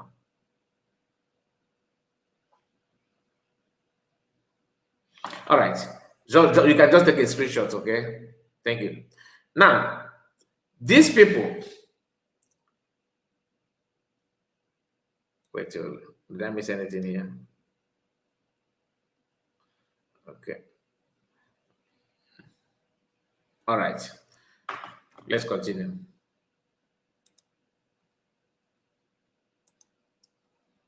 Just a moment. To ask us what our plan, how are we planning to get what we are looking for? Yes. How are you planning to get? Go ahead, answer. Good. How are you planning? We are using diplomatic way in combination with liberation way. Three-dimensional. We are sitting at home every Monday. We are trying to make expositions. Diplomatic side. That is what I mean. Then we are also, we have security personnel. We call it Biafra Liberation Army. We have that. So we have that one to fight this liberation for us. Yes, that's the extent that we have gone. We have actually gone very far. Yeah. Absolutely. I believe that's all fantastic. That's all good. It seems to be stalled. I'm trying to, that needs to be, there needs to be more unity in the movement. That unity must be around vision. And from that vision will flow the messaging and understanding and all that. But I don't see, and I'm telling you, I interact with Biafran activists online incessantly. I mean, just in the last week and a half, I've gained over 90,000 Facebook followers, and I'm pretty engaged. When I say that there's a lack of vision, there's a lack of messaging discipline, I mean it. Here's something, you don't, and here's the problem that we face as a movement, and it's the problem that free people always face. We're free, and therefore we don't follow lockstep. There's a reason the British picked the North for indirect rule, because they're under submission. That's what Islam means, submission. So when their leader puts out talking points, they all use it. I see this online as well. I get every day. I know what the talking point list is that the Islamic influencers get, because they all start saying the same thing, and they're very good at it. When you have an unruly, we have an audience. We have an audience, and I'd like to go with the audience today. Somebody says, no, before you go with the audience, because you are very, very cunning. What Mike Arnold is saying here has to do with you. Division, separation, bringing chaos. Akwa, you are number one. In fact, there's no way in this recent age, nobody will talk about internal problem, division without mentioning your name. It is not possible. Anybody that tries to do that is either you are lying to yourself or you are ignorant of the problem. These two things must be one. It's either you are ignorant of the problem or you decided to lie to yourself. Akwa, you need to. That's why I want my channel to pay close attention to who you are, to understand, not to hate you, but to understand that the role that you have played, you don't deserve to sit one-on-one. In fact, my cannot need to, the same thing that he has done to my Reno Mockery. You need a little pinch of it, like maybe I'm not bad, just 5%. Just talk about 5% of your evil, because you cannot be sitting down here to interview Arnold You don't, honestly, normally you don't have the right to even interview him because you're a liar, you're a deceiver, your pretentious character cannot just be swept under the carpet because you, Mazi Akwa, the role you played after declaring Biafra is the reason why people are struggling somehow today. Nkiru said that Nkiru is counting, the achievement of the movement so far. We have this, we have that. The part of mentioning we have what is called Biafra Liberation Army. That one, the moment she said that, makes me angry. Why? Why am I angry? I'm angry because the camp where she has been all this while, or where she is now, because they're all the same though, are the reason why Biafra Liberation Army is not on paper. I'm not saying that the army have that they are quite the army, no, but when you hear Biafra Liberation Army, is actually on paper. Don't forget that after the kidnap of Mazi Akwa during the transition, when some people decided to follow the US, some decided to go with the Nigerian government, some decided to go with PM Simon Ekpa. We know all those things. Everybody is separated on their own way. Some still claim that they're on their own though, but I don't believe that. Listen, Nigerian government and all the enablers have never done what they're doing now. Biafra Liberation Army have been on their own, proving that they are for freedom, that they are not for anything criminality. To the extent that when they have issue or capture any suspect or any element, they will record it to prove that their rule of engagement is actually second to none, that they are not here to commit any crime. We all know that we are living in a world of AI. Some people say it's real, some say it's fake. I'm not here to tell you that it's real or not, that I might say it's fake. The video of Gentle, according to Ebe Kodika and the group, that is Gentle, the voice of a Gentle, where they are butchering people, where they are firing somebody and all that. I wonder how somebody will be committing a crime and try to record his crime, add his voice and publicity. That is that how stupid you think that Gentle is? Is that how stupid you think he is? I don't know. But I don't quite believe that. I don't quite believe that because anything is possible. Now, seeing what Azahayog has done with Mazi Akwa, of course with Nkiru, because Nkiru have been a very big donor. Yes. Now, that Biafran Liberation Army we are talking about, how far? Mazi Akwa and Nkiru and all their group they used to brag. Where is the Ngozi army? Ask Ngozi, where is your army? The army, Biafra Liberation Army, is with the brigade. With the brigade with our able APM. No, how they will take gauge as of family. Not how they will take gauge. We heard all those things. How many of them are today? They will take only one. Are they talking about it? No. To the extent even Betty Ford and Mazi Akwa in their live broadcast then bragged that they have gone asking Ngozi, I made a very big mistake. That video is not supposed to be something I will be saying just without presenting it to you. And I felt like I attended an apology to all of you. Because that video, in case because I'm not the only one, it's on social media. If you have, let me just say this. If you're one of those, if you're one of us that watch video of Mazi Akwa and Betty Ford, one day like that, I stumbled on their live broadcast. And Betty Ford was asking people, asking Ngozi, where is your army? Oh, Ngozi should call his army. When Asad the ball was passing gathering in our land, buying people. We were like, where's the PLA? Oh, Okay, they said that I told them to stop.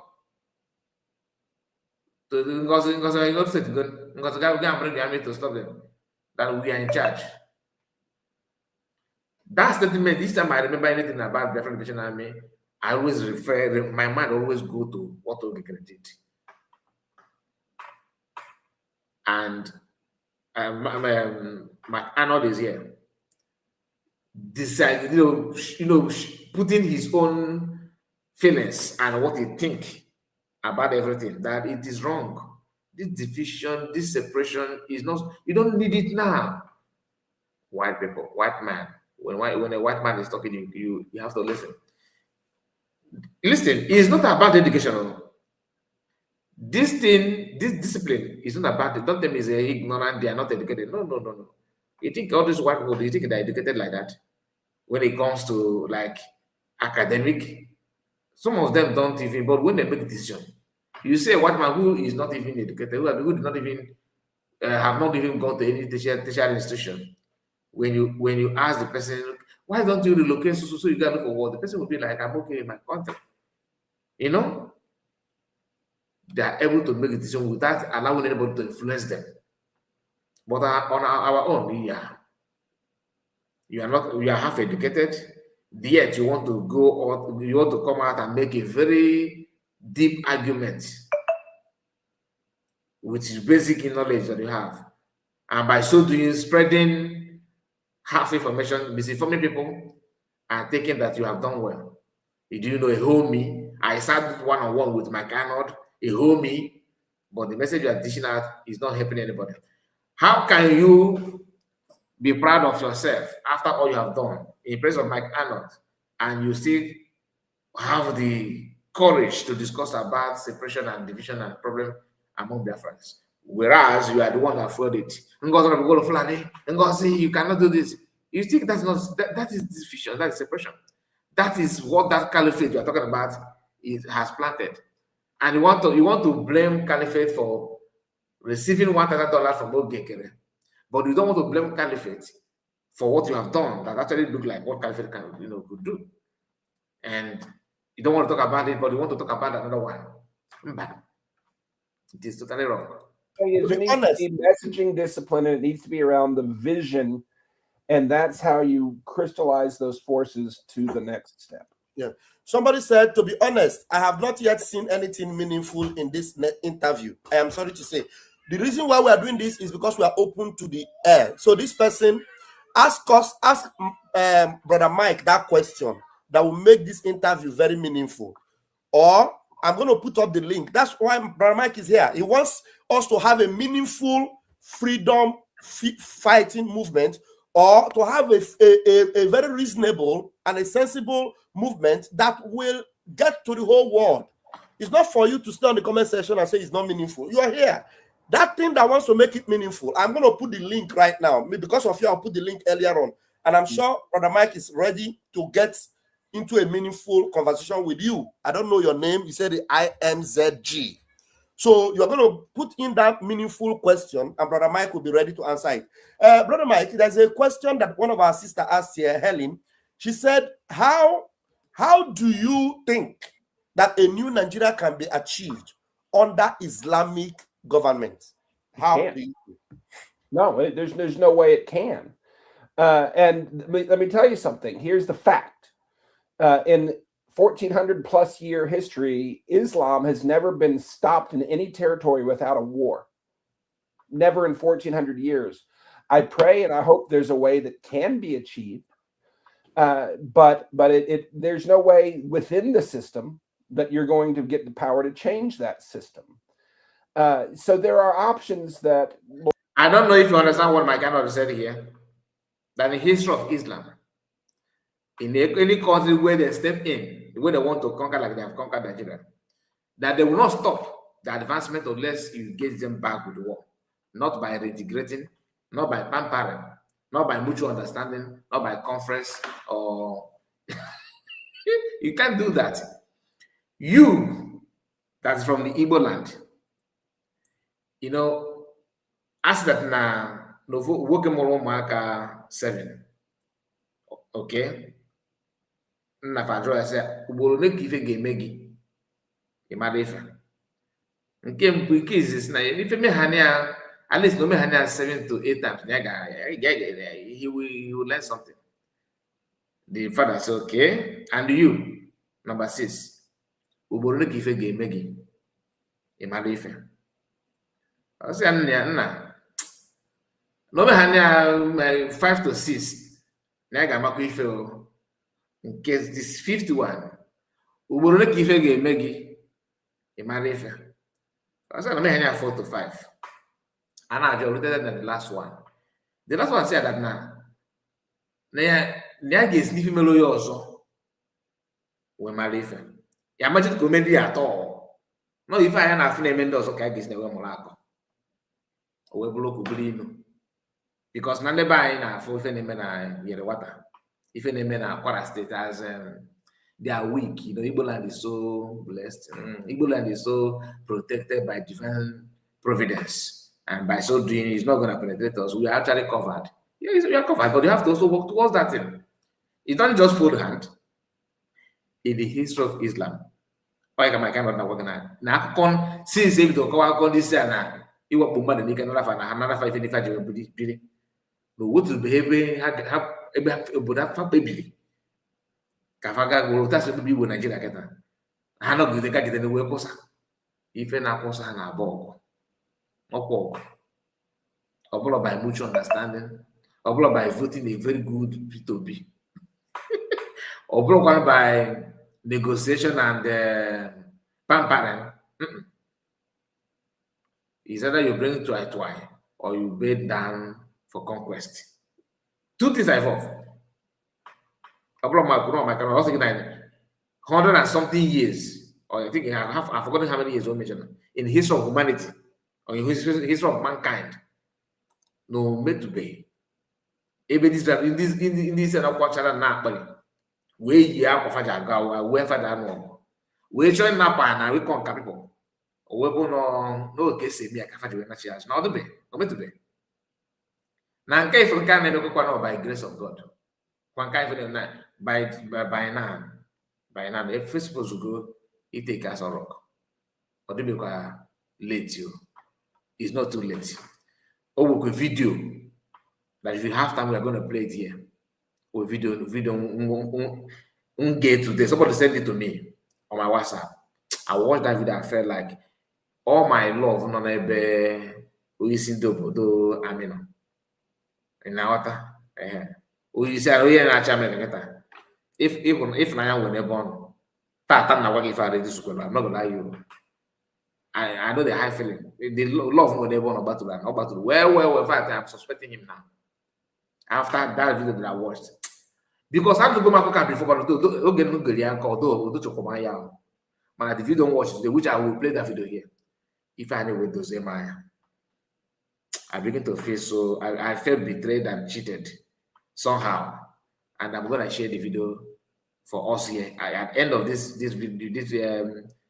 interview. We may not play the interview to the end, please. Okay, once it's 2 hours, I will stop the interview, then move to another thing before we round up.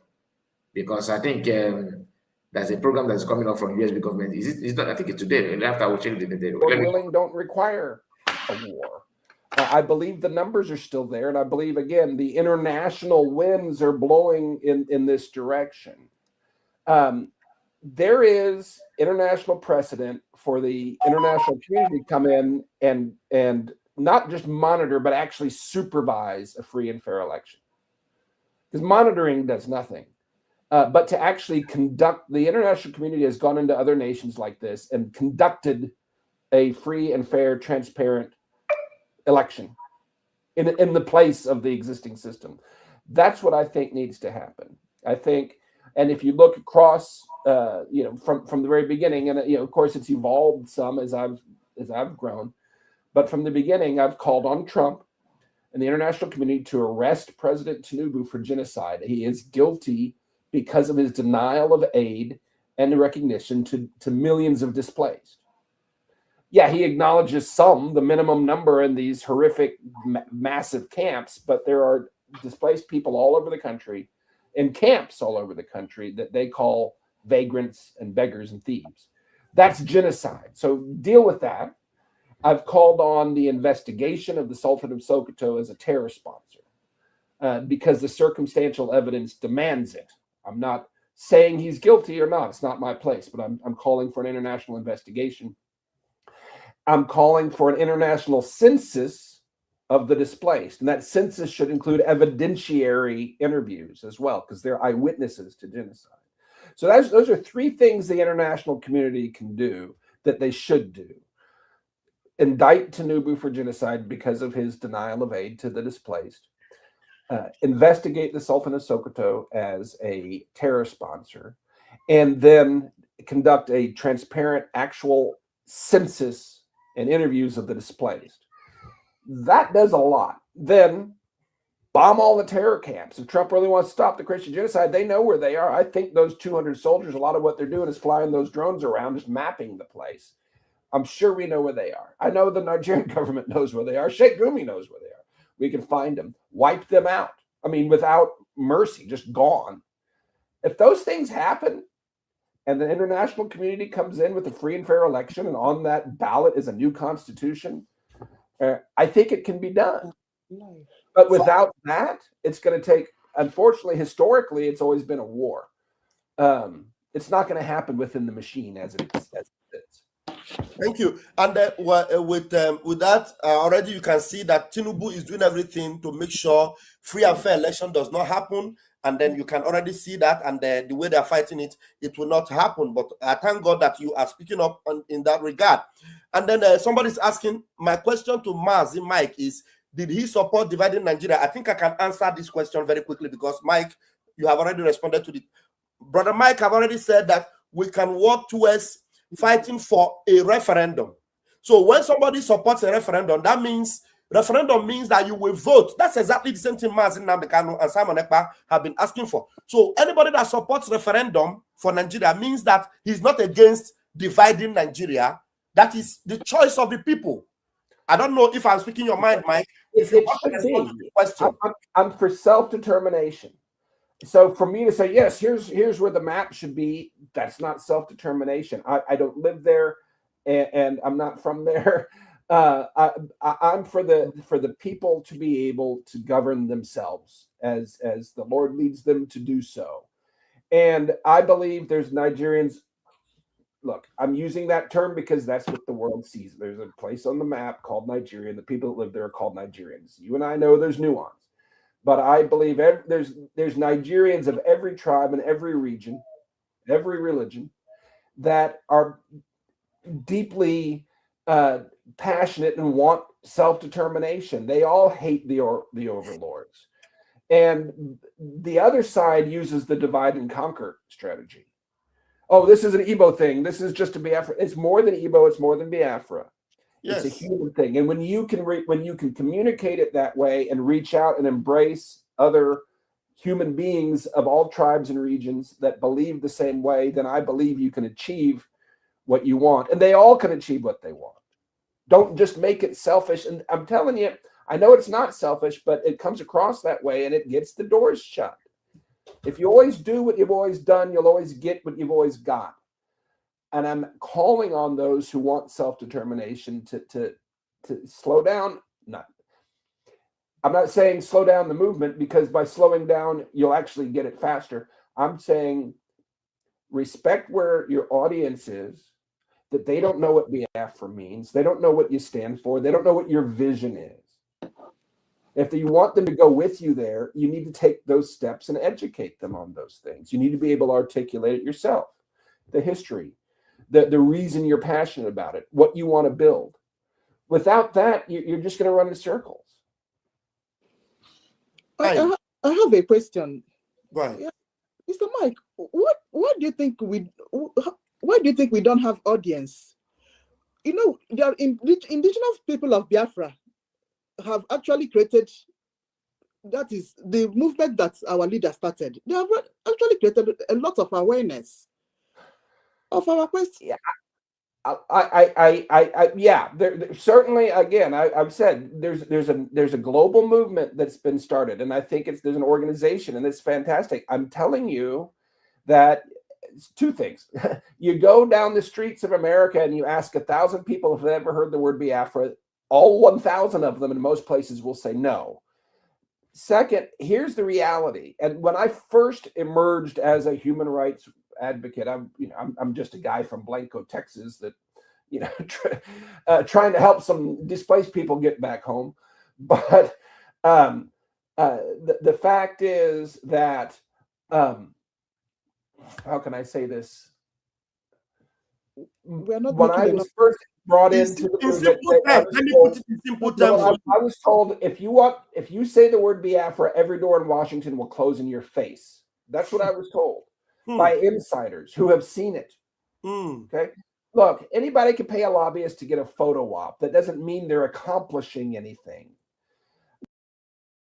That is another bombshell here, because that in Washington, Capitol Hill, that Nkiru have been sleeping.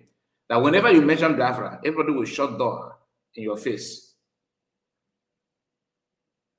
And he said that's what I was told by an insider. So, listen, I don't know how true is that, but Nkiru said going to Washington is the only way, right? That's good news coming from Capitol Hill.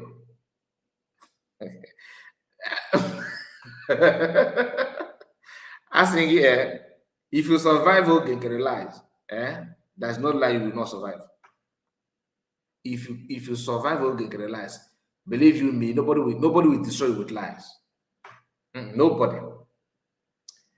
The funny part of it is that his own is too obvious. Very, very, very obvious. I am surprised you forget about even issue of freedom and Biafra now. I'm so genuinely get the problem mad. I'm surprised that some people are still not getting it when it comes to the issue of Nkiru. I know some of you will say, okay, you hate Nkiru so much. I don't hate him, but I hate the level of his lies. The guy don't have conscience when he want to lie. He don't care about how hurtful those lies can hit anybody. He don't care. He will just dish it out for dishing out sake, believing that's the best way to live. Again, calm down. This same guy went to organize congressional hearing and congressional briefing that you can do even outside anywhere outside the hall owned by congressmen.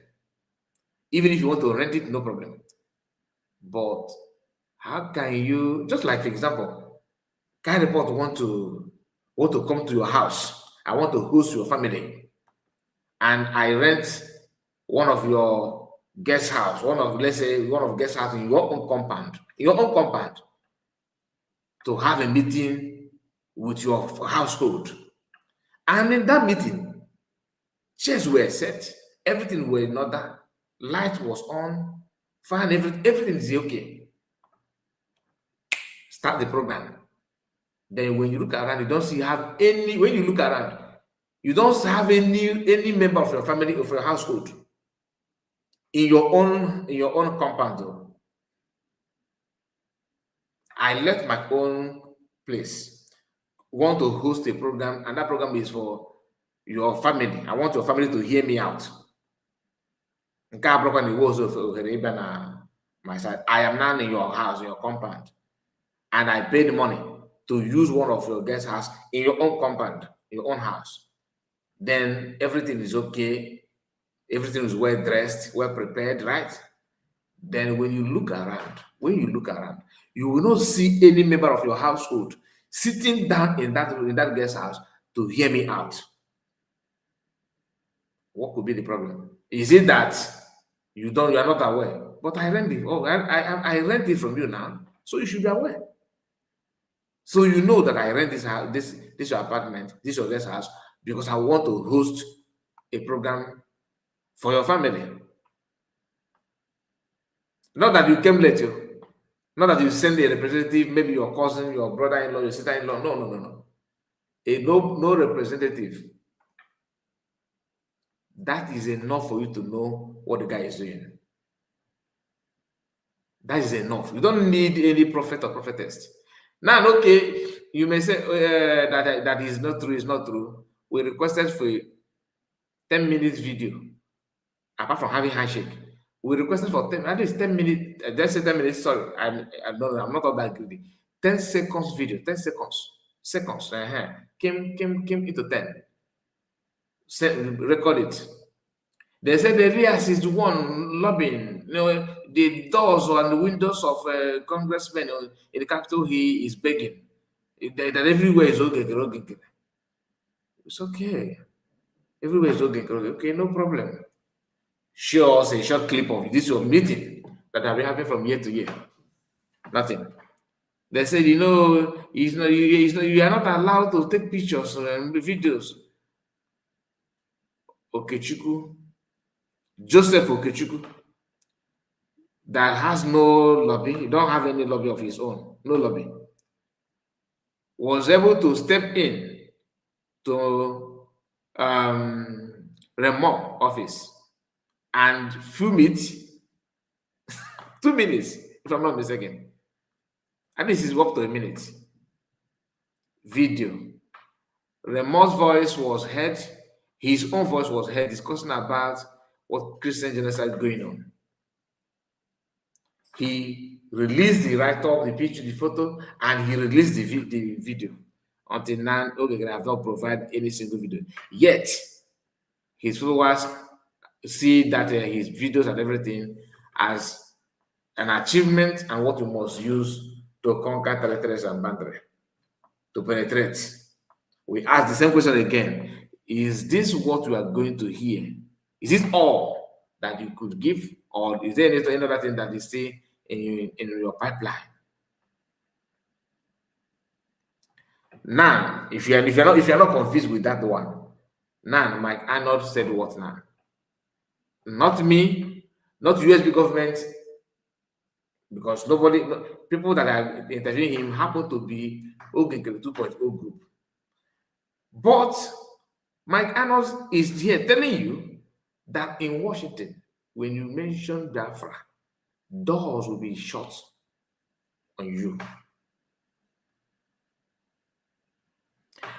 That does not mean that it's not going to open when the people that matter step in. But how can Ogenkere, those that are being shut, are you sure that they are not actually, they have not started mocking Ogenkere? Maybe the way they are banging the door is hitting the neighborhood. They are now requesting why are they shutting the door? And they say there's one black guy that has no hair on his head that always disturb him. When each time he comes to office, they will bang down on him. And they keep on coming. And the Canon camera they are carrying around cannot walk around the vicinity on its own, because they are dragging this Canon camera every corner of Capitol Hill. That he now knows the workers and the gardeners in this place. What is the achievement of your presence in Washington DC? Nothing. And somebody is questioning and trying to interrogate. And I call that guy. Please, let's continue. Can you say that again? Can you say that again? Can you say that again? Anybody can pay a lobbyist. Anybody can walk into a congressional office and get a picture taken. Okay. Wow. Have you seen it? Have you seen it? Well, anyway, maybe we are going to have more interviews with Mike down the road. But Mike, they are now getting the message. I'm going to take it a little bit back, please, for the sake of our listeners. Please, if you are one of those that don't like when we drag picture video back, please don't be offended. But the fact is that how can I say this? Say it right here. When I was first brought into the simple terms, I was told if you say the word Biafra, every door in Washington will close in your face. That's what I was told by insiders who have seen it. Okay, Look, anybody can pay a lobbyist to get a photo op. That doesn't mean they're accomplishing anything. Anybody can pay a lobby to get a photo up. That does not mean they are accomplishing anything. If you want, if this man, if you know that you are not sincere, don't get close to him. This man he will expose you. Did you hear that? Did you hear what he said? Did you hear that? We are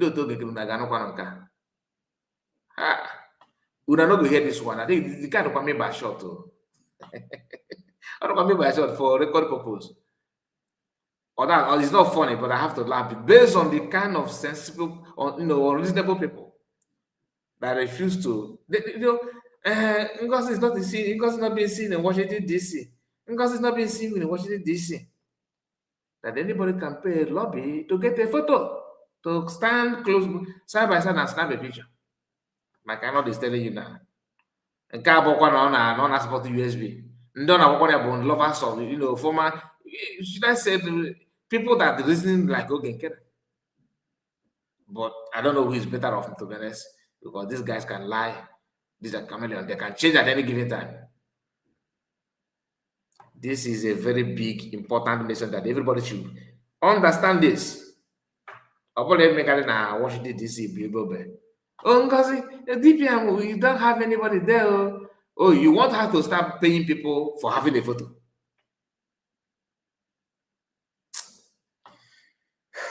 I thank God that somebody like her is available, and if not, because no matter how you want to twist it, it is better that you know who I am, my size, what I can do than wearing high, kakposonoko, tonuko ye globe to giant. Kuchiao, mana chako madman, Akwa. It is better that you know the real body structure of the person than this, ahia ban and azok. Ima to say on a bit achike otese keti upaka. Akwụkwọ na-akakwa ụkpaka na egbotozuru ụkpaka nwunye n'ime akwụkwọ dị n'afịa na-ekechiche na ọwụrụ ụdọ wee kewe ya sị gị ka iji dabe bana mana asị if you want to add more ụkpaka ị ga-add more oge kere just like akwụ ụkpaka otu si ara akwụ ụkpaka na akwụkwọ ga-ebibi ị na-atọ ụjọ ka na-aga ị na-achọ ọ na-aga maka gịnị uwe esi iji ewuju wọrị mmadụ. Of course, I will cut it, River Goddess. I will. Why won't I cut it? This is just, even the people that I interviewed this man, they are also in shock. As that Ayog, they never see anything. Anybody that hired that guy, that person is a very, very, very smart criminal. I'm not saying the Oge is criminal. I'm saying the people that are paying him are smart criminals. They actually made a very good choice based on what they want to achieve. The guy is a very good con artist. I'm telling you, okay, if you don't see anything in what I'm telling you, what do you think that man cannot stand to gain by exposing this truth for you? He gained nothing. He just want to be real, which is difficult for the wine on naked and the accept. Many of them that following Ogen can actually love what Ogen is doing because they understand the game, to be honest. It could be there because I don't know how many they recruited. I begin to think that way because why is that 80% of Ogen followers, they don't show their face, they don't reveal their voice, they only on conversation, bragging and talking. You can't see them engaging any genuine gentleman argument. I'm not talking about banter. I'm talking about being polite to ask a very reasonable question based on the problem that is at hand.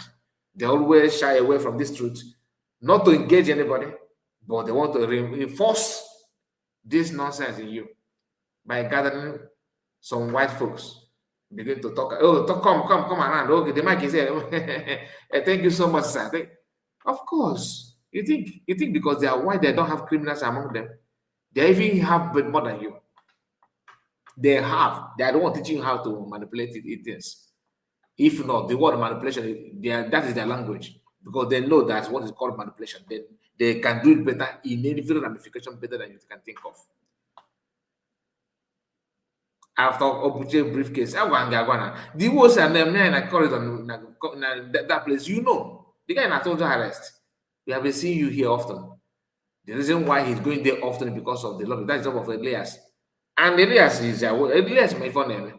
You know, we have been a program or he don't relax with confidence. Look at that program that McAnally delivered, this powerful speech that everybody is in love with. Go and watch the body language of Elias.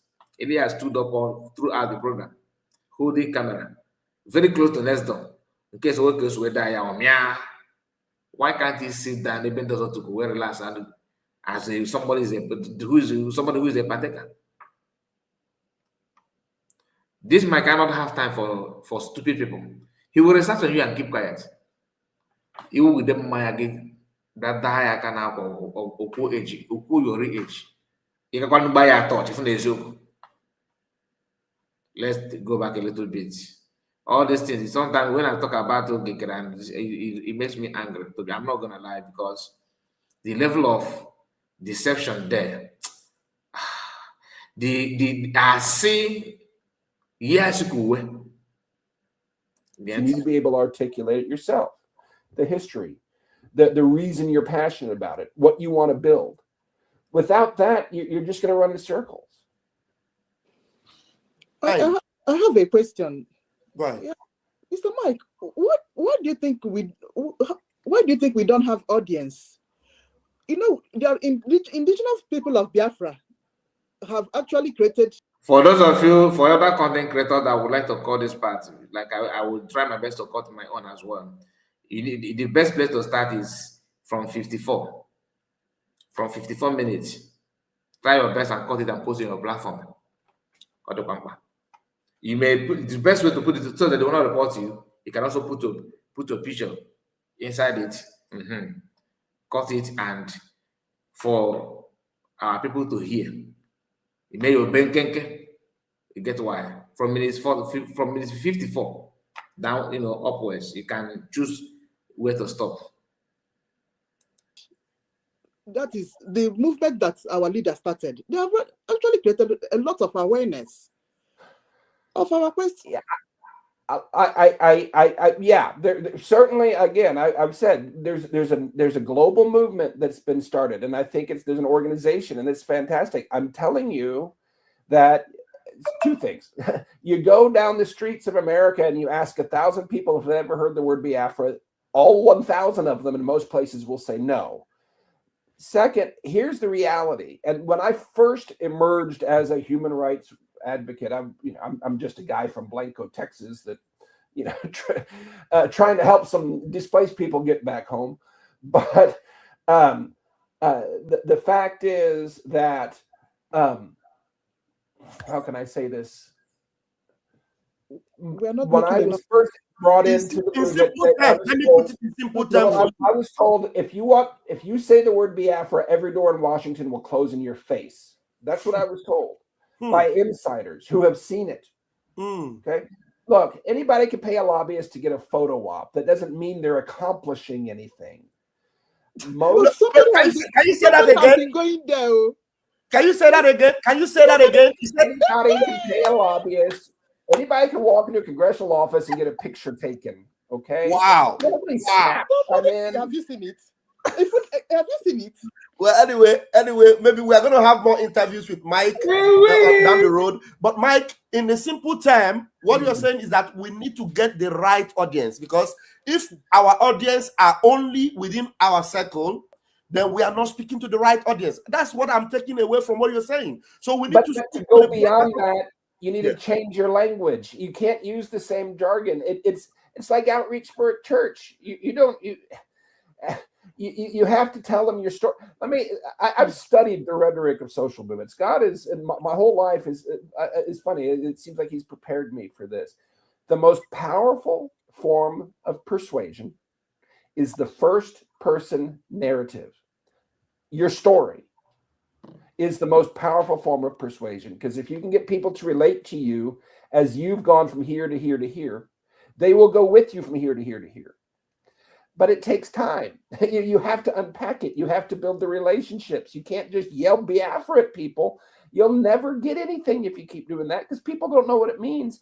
And the people that do, a lot of them will shut the door in your face.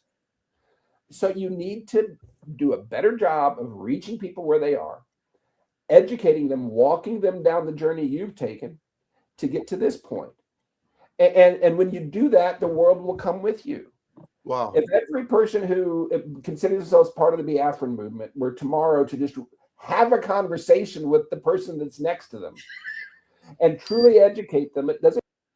Hey, our mommy, you don't finish work here. I greet you, ma. But you know, goodbye me.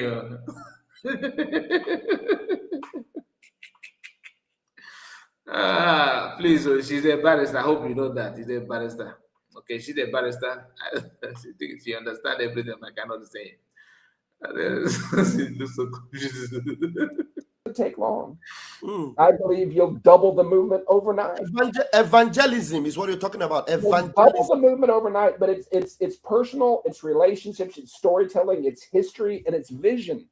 That's how you move a movement. Without that, you're dead in the water. You're just going to stay on this plateau infighting forever until you switch gears and realize that the future is in your hands. It's not going to come by begging. It's going to come by building a movement that's unstoppable. Wow. Thank you so much, Mike. And there are more.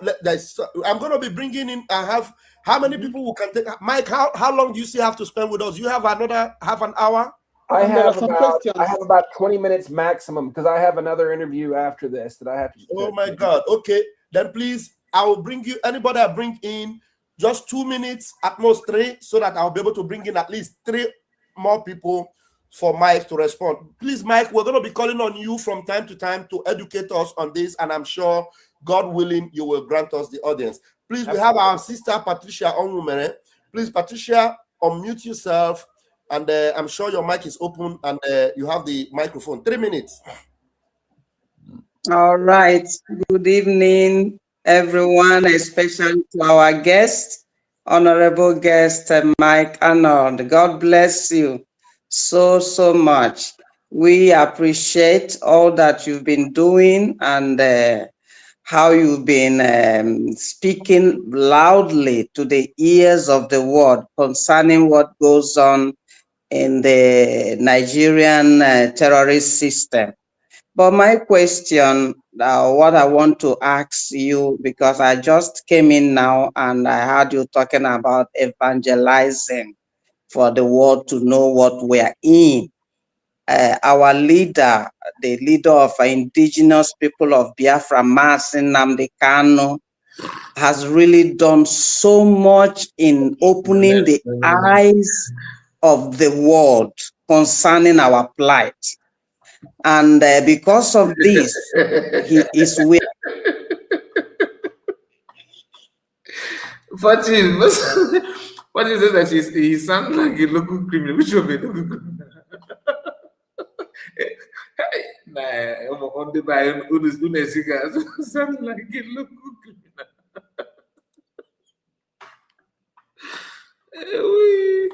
Okay, see how she was flagging and waving her hands. She's never go.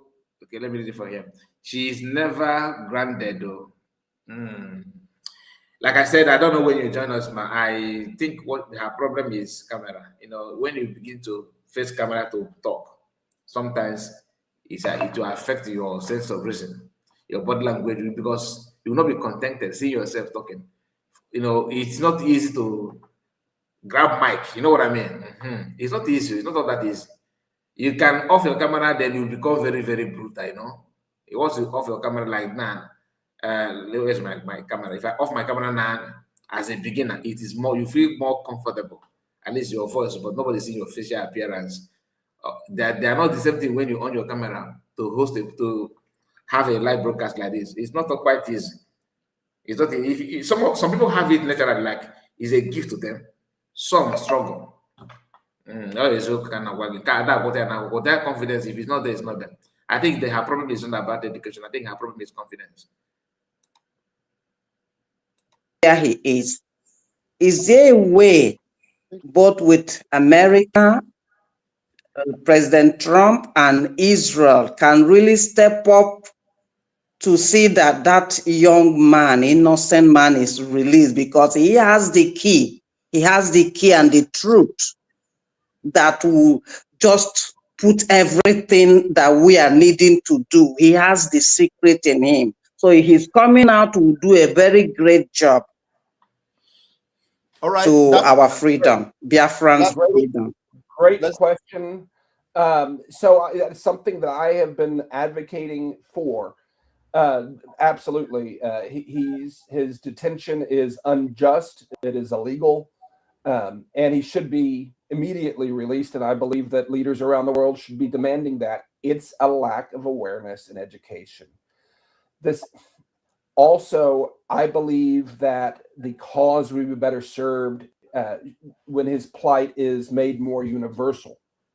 Not just, this is just about this tribe and this is about this one little, he's actually, advocating for truth and justice and human rights and self-determination.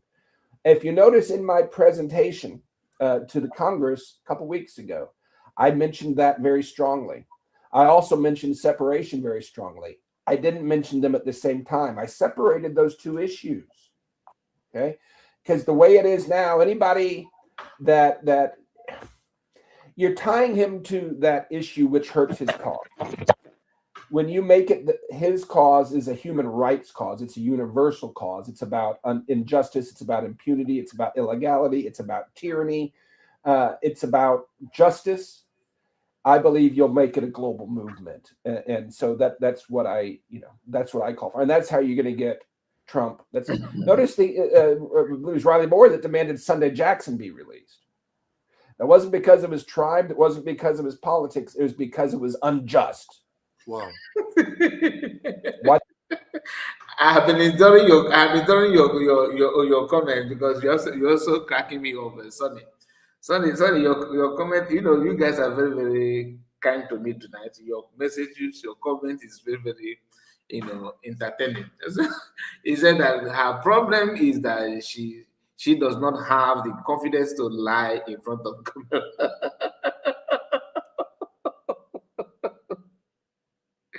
She don't have the confidence to lie in front of camera. Sonny, hey, my brother. Anyway, I'm not gonna say anything. Didn't he call for Nnamdi Kanu to be released because it's muddied with politics? Yes, but it shouldn't be. When it's laid bare and it's about impunity and injustice and tyranny, I believe that his cause will be elevated. Wow, thank you very much, Patricia. Do you understand the answer he gave, which is, I'm sure, is very clear? A little, because my this thing is cracking, so I wasn't really getting everything. He said we should make the world know with more awareness that Mazi Nnamdi Kanu is suffering injustice. Now, more because we know that the tribe has a lot to play with it, but he said for us to get the international body to understand more, we should create more awareness about the injustice he's facing. The way they are not, the inequality he's facing that have made them sentence him. He said that is the way Jackson, there's this guy, Jackson, that was sentenced to life, for defending himself. That's how he got his own freedom. So he said we should create more awareness on the area of the injustice Mazi Nnamdi Kanu is suffering, and we will get more sympathizers in the global community. Thank you very much. And that's much I can take from you, Patricia. I will allow someone else to come. Thank you very much. Before another person come up, I just want to say something, because to be honest with you, I disagree totally that what the problem is creating awareness. And that's my own, this is my own opinion, please. Okay. Don't fight me. You have your own opinion. I will send the link here. Those of you that want to come in, you can come after this. I don't believe that the problem is lack of awareness. No. Do you know that sometimes the message that when you are creating awareness, people will see it. If that the message that we are creating awareness on is not actually enticing, it's not of their interest, they will pretend that you have not done enough. How can you tell me that the guy that he gives the example of now, which is Jackson, that they sentenced life imprisonment, they sentenced the guy, for, I think, death penalty. They gave him death penalty, right? You remember the outside guy, a Christian northerner who defended himself. A Fulani man wanted to buy him, and he managed to buy the Fulani, the guy himself, for feeding his cow. He's taking the guy's crop to feed his own cow. That awareness, what is the awareness they created? I don't believe it's a better awareness. I believe that those people that you want to create more awareness are not interested because they don't see their interest in that. Must we kill ourselves? What kind of awareness again do you want? What exactly is the awareness? That what the man that sentenced his own awareness now to wait out of mass American is a lie. It's a lie. I don't believe that. IPOB with the other flag in Europe. Come on, with Radio Biafra, though that one is just to gossiping. Did I miss Radio Biafra? But you know what I mean. Forget about Radio Biafra, please. That's a slip of tongue. if you listen to Radio Biafra, you will embrace Nigeria more. That because they preach to you with reason why you must. What are they doing there? Now, the awareness you are talking about is what? Avis have talked, they made the press release and all that. IPOB, before tried, no longer now. PM Simon Ekpa tried, but now with the movement, with Nkiru being spearheading the movement in America under PM, like meeting congressmen and all that, it is not clear that he did not do, nothing was done. Yes, I can tell you that now. Judging by what my guy said today, nothing was done, my people. Okay, it's just photo, even photo self. The photo president of the Buhari, it looks more credible. What exactly has it achieved? Nothing. If you ask, they say, yeah, in a Jew face, if you're supposed, but you have to see it the way it is. You have to be real. Everything now is now, making more sense. I tell you, I think I have some comment here from our people. Sonny said, okay, I think I've gone through. And then Franco Koye, our own brother, they Mazaka, you are just joining us. I see you. I totally agree with you, Mazakai. It's not about total awareness. Nah, my sister. How can it be awareness? It's not awareness. Very, very funny. I don't believe that assertion. Our the Mazi case is very, very different. Very different, and it is even the trial of Mazi in Kenya, okay, and other places is enough. What awareness are you talking about? Let's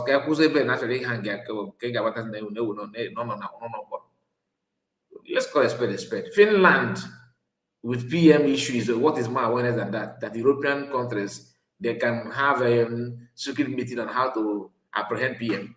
What is more awareness? But they all seal their mouth.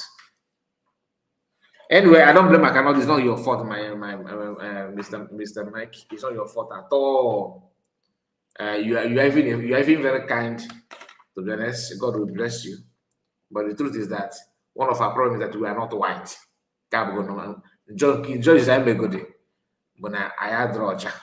I can't go another offense. So you know that thing, you know what I mean. Oh, yeah, well, you just go see him again. Maybe can call him a Bafaketa. Can call him another give Bafia. Now Haiti. No American. I'm an American white guy. Haiti guys will see seasoner or anything at all. Now I'm here stop. Or trend there very, very fast. I'm saying aside that, you know. Do you know that even what happened in Delta State, if it happened in America, is a very huge trending news? Who is actually making it to trend? How come the same people and I felt I feel like if I hate it? So it's not about awareness. The awareness, the idea of awareness is just like, you may not believe it until you see Biafran marching. That is the only time you will believe it. But the truth is there. You cannot lie. You cannot deceive anybody. The truth is that it's not awareness. Now what I can more. Very much. Except if you have Thank one you, more. thank you so much. All right, thank you. All right, there's a question on the screen, Mike, from our Honorable Dr. Joy Irobi, who happened to be one of our senior ministers in the Biafra government. She said, "Thank you, Mr. Mike, for your time." Question: why do you think that the Sultan of Sokoto does not address your questions on what direct contact they have with Al-Qaeda, ISIS, Taliban, and other jihadists? Well, you know, I think he thinks he's untouchable, and he doesn't care. My understanding is he was the youngest of what, like 30 or 40 children of the prior sultan. He grew up in the palace, I believe. I mean, this guy's been sheltered and been groomed for this position his entire life. He doesn't have a sense of understanding of the real world beyond his domain.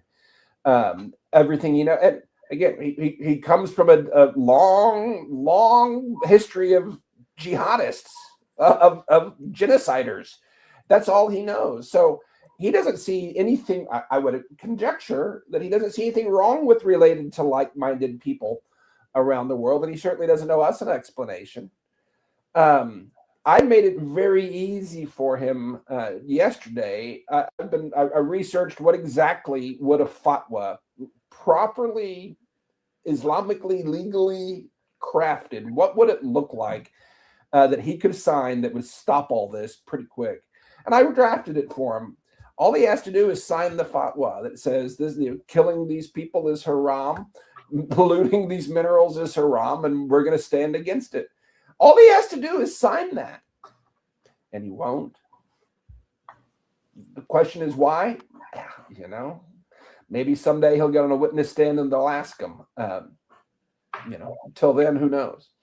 Mm-hmm. Thank you, Mike. Thank you very much. We have two more people in the studio, and I personally have a question that I will ask, but I'll allow these two people to ask, and then I will ask, and then my deputy will ask you. If you don't have another question, we'll call it a day until next time. So, Warri's sister is in the studio. Warri's sister, unmute yourself. In 3 minutes, bring your submission and ask Mike a question. Thank you very much, my information minister. I'm so sorry I came late.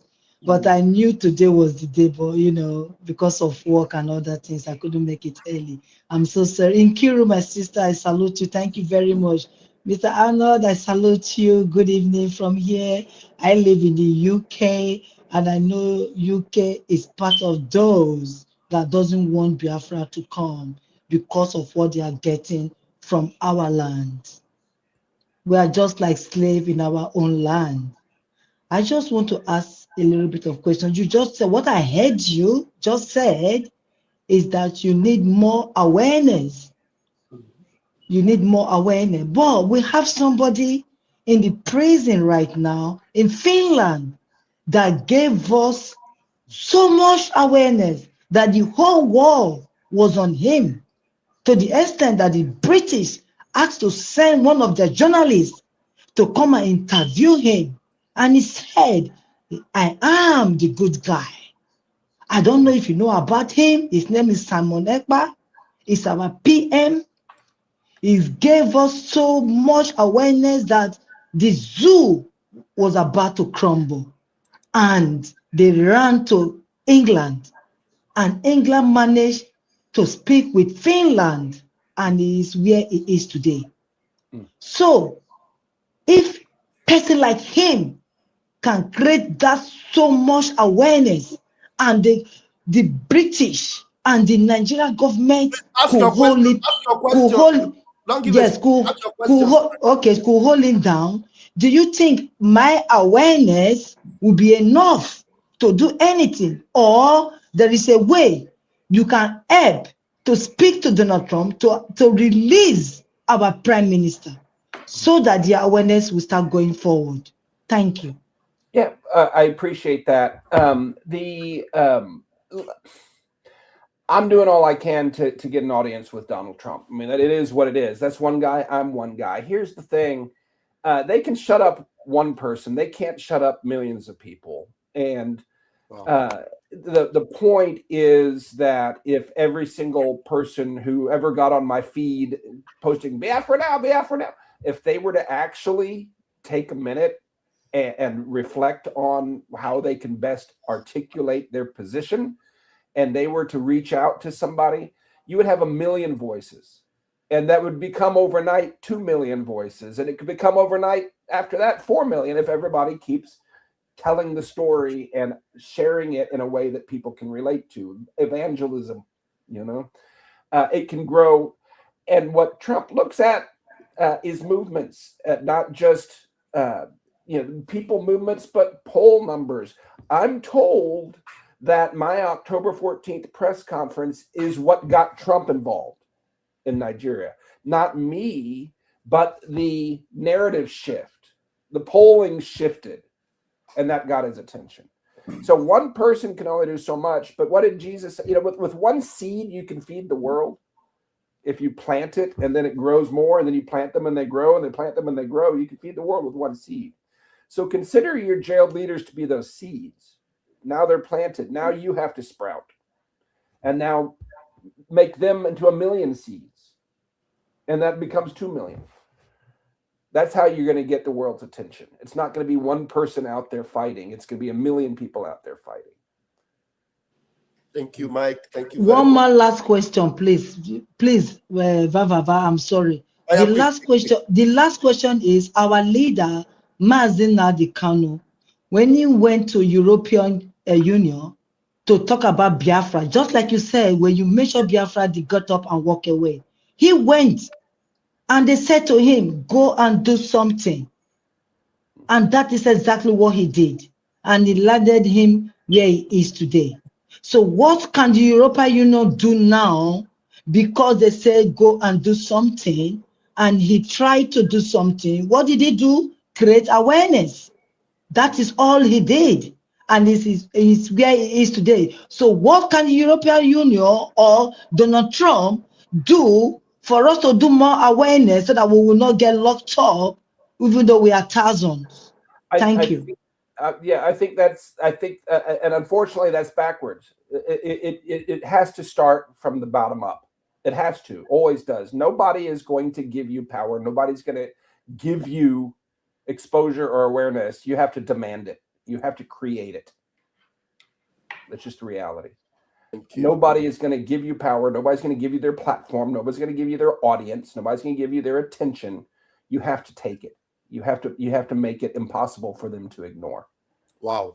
Thank you so much. It starts from the bottom up, and that's very important. And then a follow-up question is, you made mention of Mandela when you said Mazi Kanu reminds you of Mandela.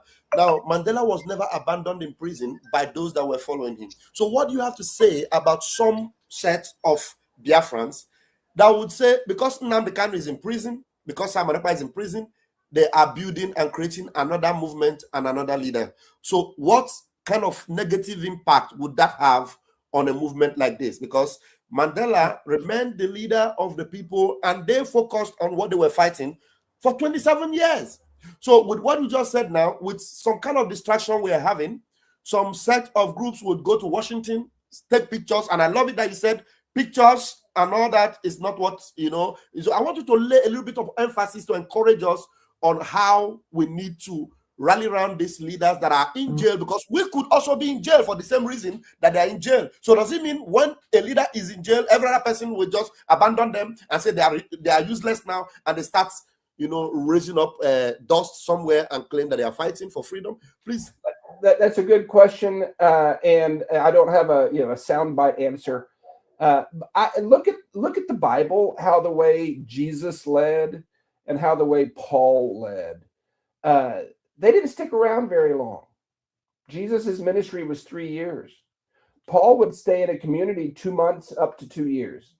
And he created a movement. He brought alignment to his assignment. He latched people on to the vision and the history. and got them in the flow, and they moved on. Then they led through correspondence, they led through covering, they led through rebuke. They didn't have to be there, but they didn't.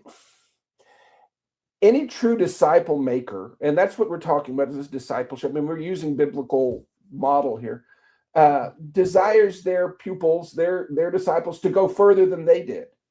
Okay, so it's both and. Yes, they need to have. They're still the leaders. They still have the covering. They're the way. They're the ones that broke the ice and created the way. Okay. I would like, because I promised to play a video here before I send the link, and that video has to do with what I said about Oyenachi America. Okay. After I can get to this video, my love somehow, descend. My likeness and my hope. Maka Oyenachi America before we don't have this opportunity, we don't have this opportunity Christian. Anyway, watch this. Before then, though, let's just a moment.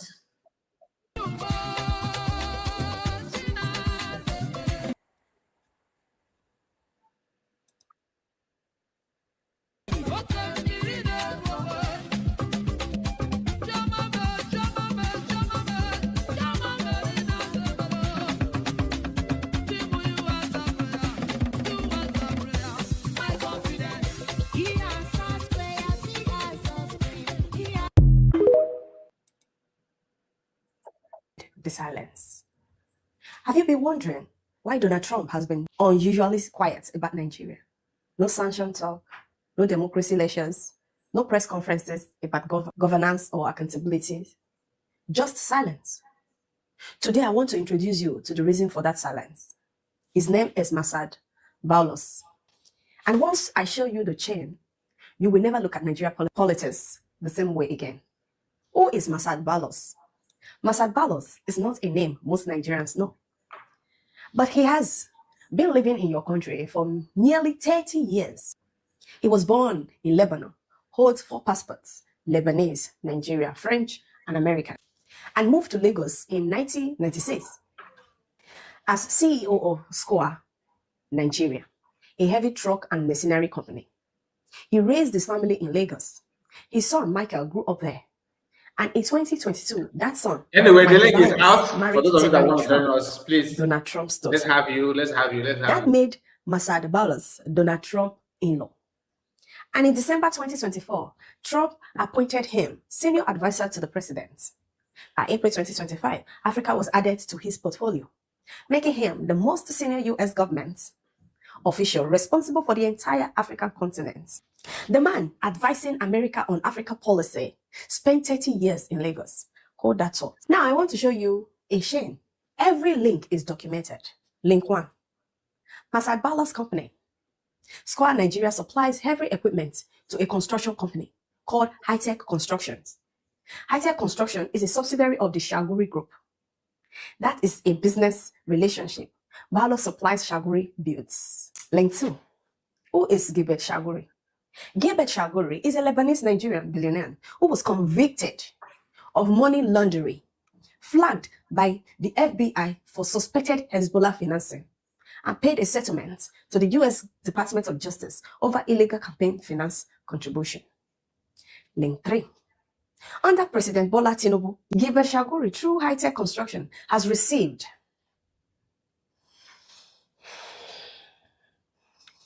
more than $13 billion in Nigeria government contracts without competitive bidding, without going to tender, just awarded directly. $13 billion. Let me bring that home for you. At today's exchange rates, that is 20.8 trillion naira. Nigeria's entire federal budget for 2024 was 28 trillion. The whole of Nigeria budget in 2024 was 28 trillion.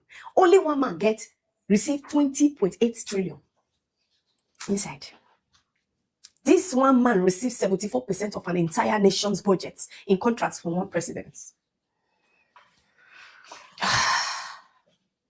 The Lagos-Calabar Coastal Highway alone, awarded to Shaguri High-Tech Construction, without competitive bidding is between 11 and 13 billion. That single road contract is more than Nigeria education budget for years combined.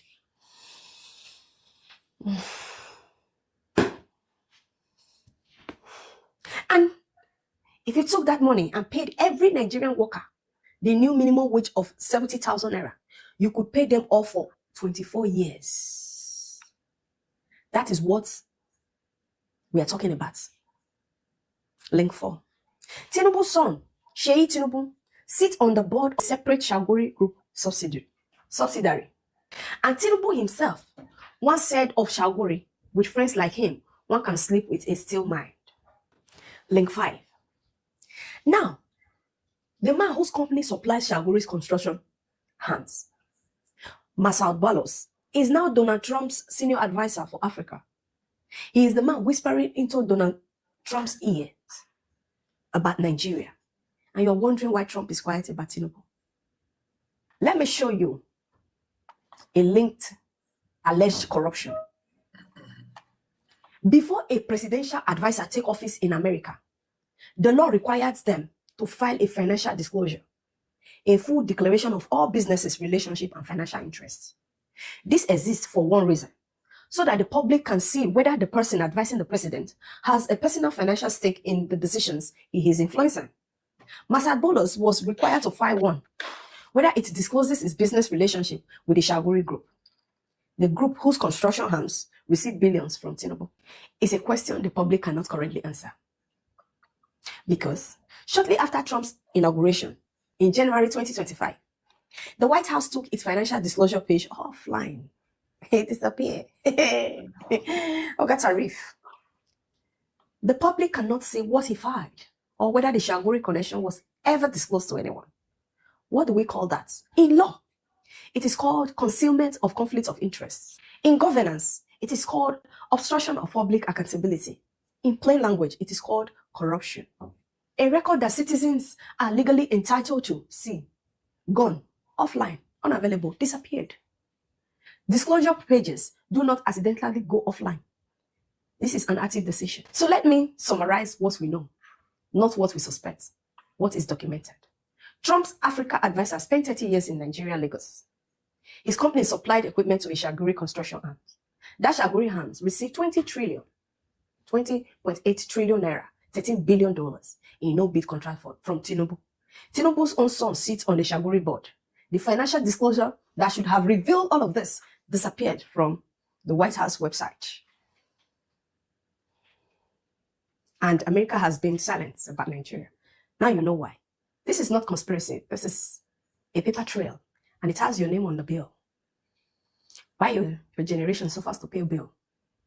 Tinubu is selling Nigeria off. All right, very, very sad. Very, very sad to not for any other thing, but at least that this kind of thing could be reason why things are not the way it's supposed to be. I want to hear your opinion on that, and based on what we discussed so far, please, we have River Goddess in the house. Unmute your mic.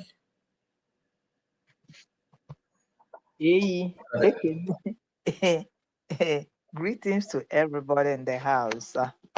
God bless you. One name try and burning out your candle. I'll make it for my dear brother. I want a lolo ban a batano to a la rolla, Iweli and a mother, Patadana, Talum Madancha. Come on, may God bless you, GCK, and I find the fault where there is no fault. Oh, make a job for more conam. God bless you for all you do. It's not easy. Oh, yes, not easy. I don't know on a camera. If you go near me, I'm wonder where the cough now in your mind. You know, the more you laugh, the more the cough on our waggage man or mood. Yeah, come get the chief. And see, this is the best full sabotage of the year. Mama nọ na-agụ egwu ọ sị na chi na-aza ekpere chi na-aza ekpere ọ na-aza ekpere m si agbama eyi nwanyị Sorry. Biko tiere m nnọọ ihe a nụ ọ ya enyere m aka ka m wee adresie this woman nọ na-eche ya eche kemgbe. Yeah, that is Maazị Justin ekwu ime ekene m gị Adamoma, my dear sister. I call you big sister. Mgbede Ngozi, mgbede na Ngozi. Ana m ekele gị, my dear. God bless you more. Initially, yes, my pichichi, Madam Origin. Asị m ka ezi n'ebe nke nọ nke ọ ya agafezikwe gị nne m. Madam Ojugo, my darling Obi-Wan, I thank God you are safe. Kaya akpọ ha anaghị strike ya nsị biko ebe ọbụla my darling nọ ya biko na m afọ ọkụ ya ọ na-eme m n'obi m say that I have prayed and I know you are safe. And I thank God you showed up. Oifeji ama mmadụ. Ben Chuks, Mazi ekele m gị, Ocean Master ekele m gị, Triple M ọ sị gị were tọọchị na-aga na ị na-agakwa na-agba tọọchị iwe n'aka gụọ gị. These are our big elephant in the house. I remain loyal. Nwada River Goddess, ekele m gị for being in the house today. You are so special. Oh, gịnị dị.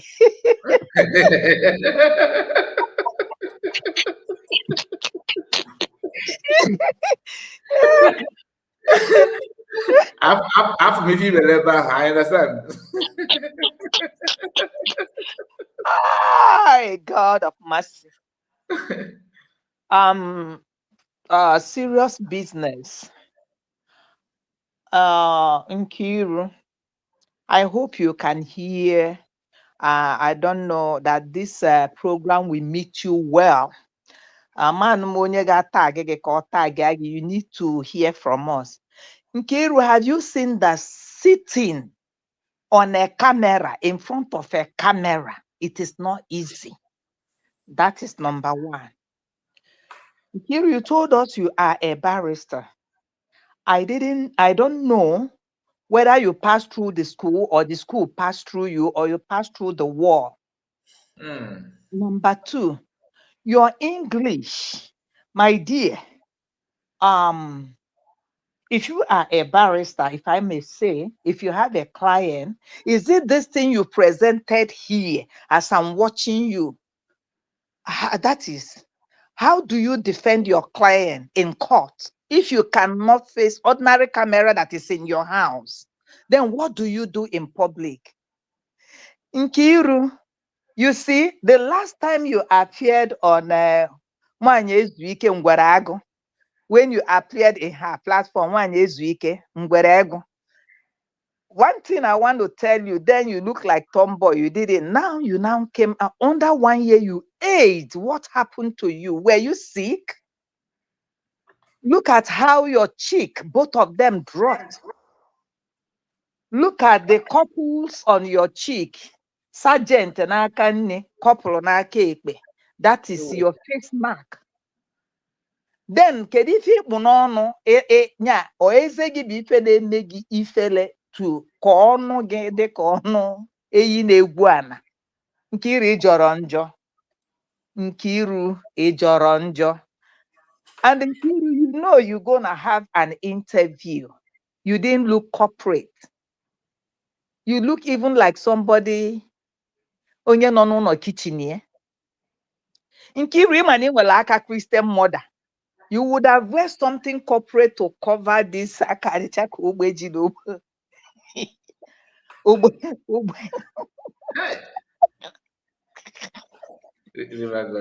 Maybe aka Christian mother. And onweri enwuruba na wee pụta. You can't even hold yourself. This is just you just finished yourself here. Ime ifi aka n'isi, ime aka na ntutu gị, you are not coordinated. Gị na onye ọcha ka ị bịara hold interview with this man. This man has read you finish. And when you are, let me tell you, because of next time, when you are granting such an interview, you sit properly, you prop yourself up.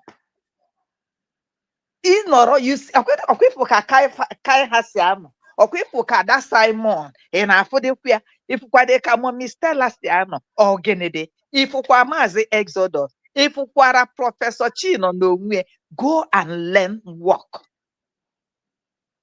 And the funny thing, you now put your name Barrister Miss Okamani say n'idere onwe gị Miss Nkiru. And look at Onyochi Chorime interview. You did not prep yourself. You did not write anything. Looking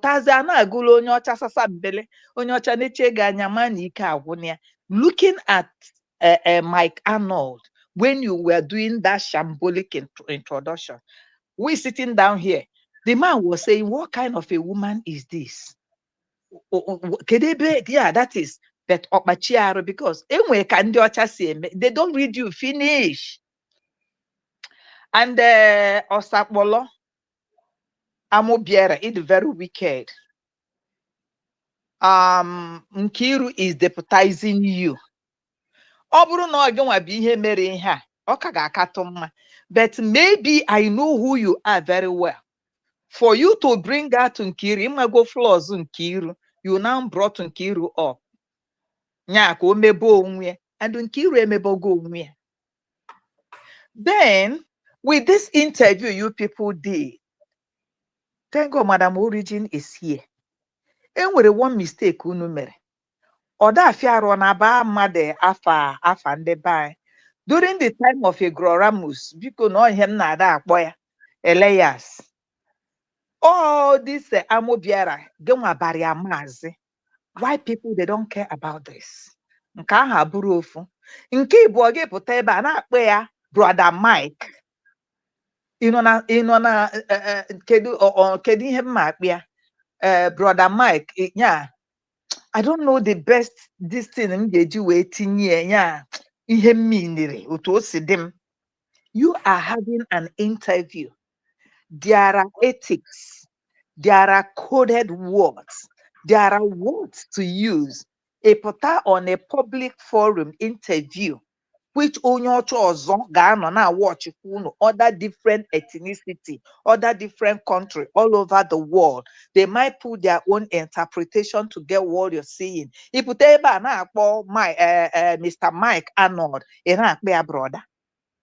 I hope Madam Origin will help me. N'obodo ebe ndị ọcha nọ, you address them by their name, Mr. or Miss or Miss or man. They feel comfortable with it. You know, Arnold as a brother to get at war. And in his innermost part, he's not feeling comfortable about it. Onyocha like again we face to face. Man to man, woman to woman,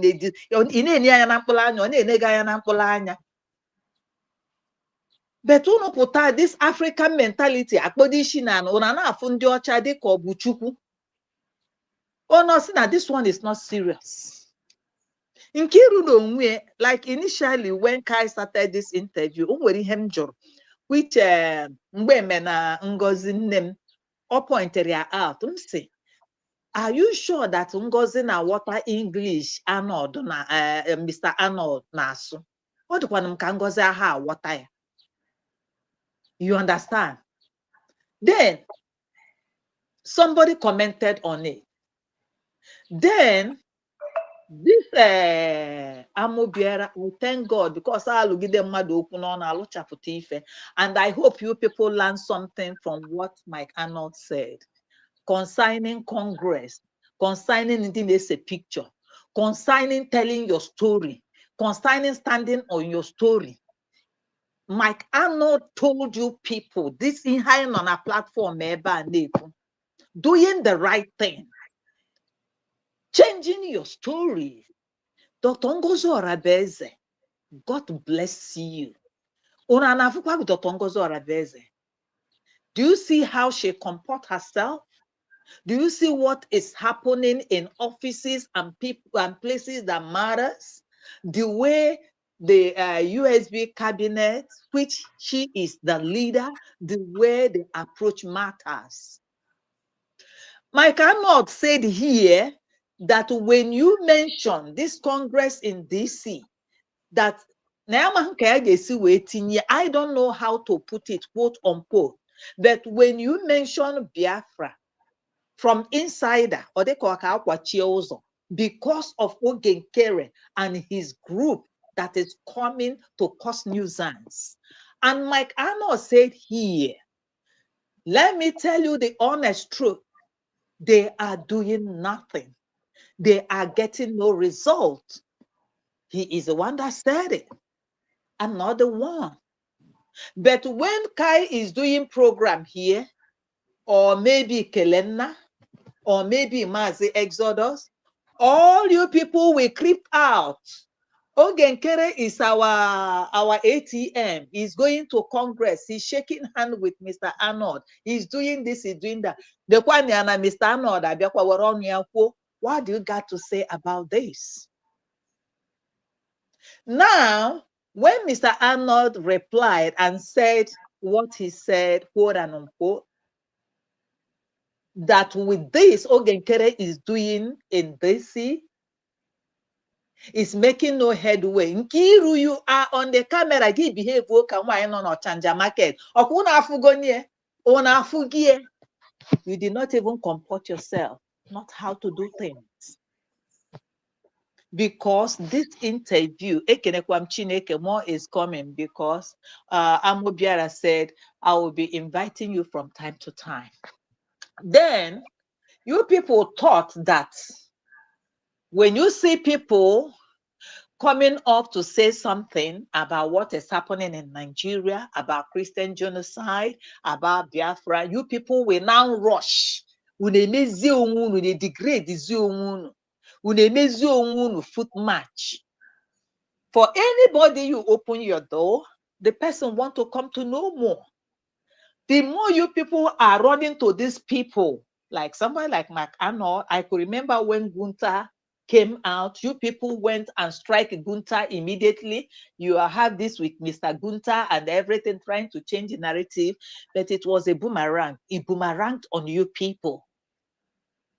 So a white man always, they open their door, thinking that, I don't know how to put it, they read you in and out. Coming closer to them, they want to know more about you, and they will be throwing anywhere. Fagane play again, they more advocates. If you learn again a fire, no, you are just forget when they now read you in and out, they do big where you belong. With this interview, you people, Nazia or Sapolo, they are yiri shiago. Instead of you to dress corporate as your leader in a palam, Simon, according to you, don't you see how corporate he looks? Iwe yiri chaka, yiri nonu, yiri shago, yichie, manegwa, yiri spaghetti hand, para aka Christian mother, noro, okpurire ya ga this side, okpurire ya ga this side, or nya, diko onye jile na akpugharị n'ọnụ. I thank God for exposing you people.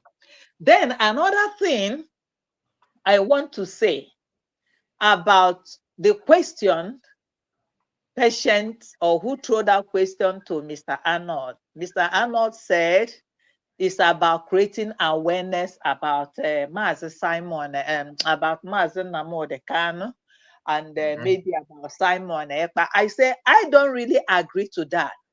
Because somebody now commented from the year 2009, and even before year 2009, as of year 2000, this Biafra movement was heating up, but underground, not climb. But from then, this awareness. So what kind of awareness again? It's just that the country, Nigeria, they know what they are doing. They just held Mazi Namodekano and Simon Ekpa thinking to cow us or to cage us or to stop our exit or to stop our freedom or to stop our struggle. That is it. Even if we now start Mr. Mark Arnold, protest has gone all over the world.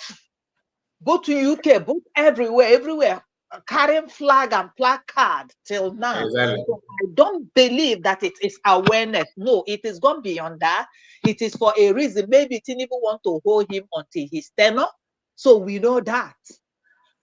And we are not backing down. So that is what me, myself, I believe on that. Okay. Then you, Osapolo, I will give it to you somehow, because Ibu Ekwensu they play advocate. When you now brought up Reno Omokre, when you want to say something, you want to bring a kind like a catalyst. Arnold, now you think you want to be smart, but without question you ask, Arnold knows you, where you are going. He knows your in and out. Then I want to say something here. People that live at Baltimore area, where I know Nkiru live, I know Madam Origin resides here. I want to say this here. Mwizizi mbiara America. Because I'm America, I've said it initially, or the kind I got heaven. So, Ogem rutere America. Otomu that first week, first in here. When or 1 month, that is yeah, general by now, and everything. Everything is processed. As of that time, America tawazia majaja. And as of that time, I started seeing things.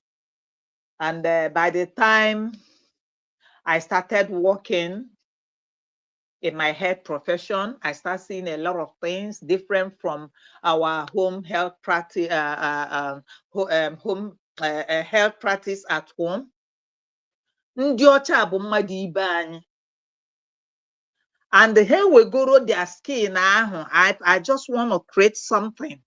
Here we go ọcha we me anyị dịka I did less than I were aka in budo one. Mana when you come closer to them, like live with them, integrate with them, if that even you not just because opportunity, befabo system, everything bu system, obu na oboria, onye ọcha ga na akpola anyị si n'ala. Onye ọcha fugo bulu ụzọ kenegi. But because of color, iPhone Georgia, Mandi nke ndị Spanish, Mandi nke na-enwe just as soon as na-arụ dị ihe na even onye ka mma, you start washing your dirty linen in the public. That's too bad. I rest my mic. The house is full.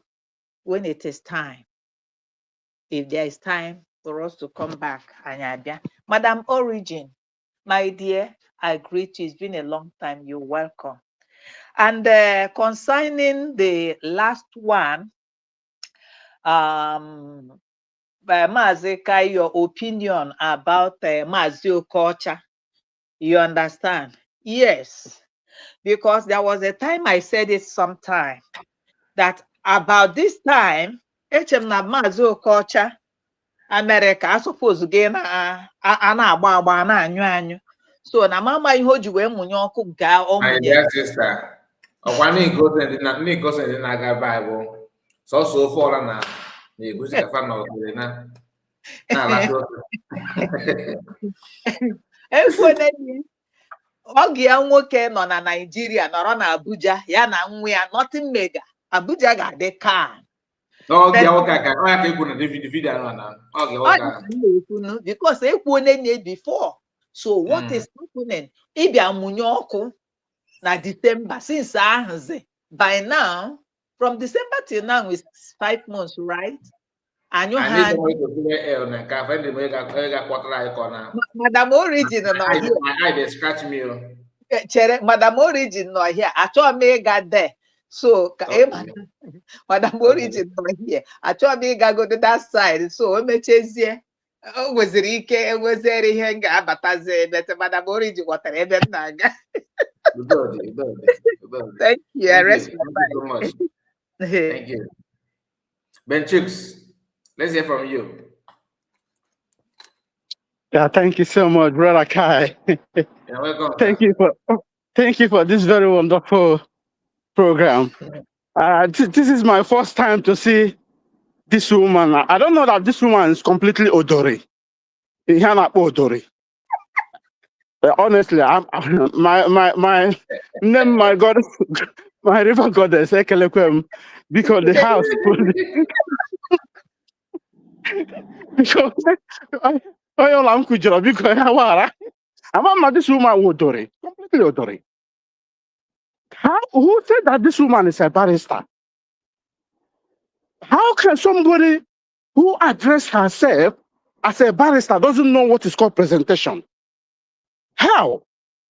Are you sure this woman is a barrister? Or she just claimed to be a barrister? Barrister. I'm a barrister. How?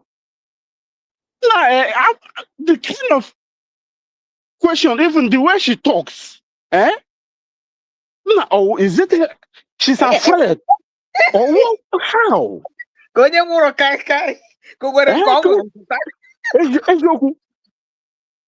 Even on a fish, I'm this woman on mental health, to be honest. On a finish back. I want to hear when something for prayer nishi. I can't even understand. A second issue again. Brother, today, from this very interview of this very program, Kamji confirm fully that these people they don't know what is called freedom or liberty. Believe it from me. They just came for destruction. How many here about freedom? You know, that time they asked this man a question, and the man said, you need to create awareness. I look at these people, look at all the nonsense they have vomited. None of them opened mouth and said, we have went for convention. And that's what I'm expecting any of them to say. That awareness you are talking about, we have already created more than what people cannot expect. That we have already did that very referendum already. They didn't say it, and they're talking about Nigeria. Ben Chuk, sorry to cut you off. This is the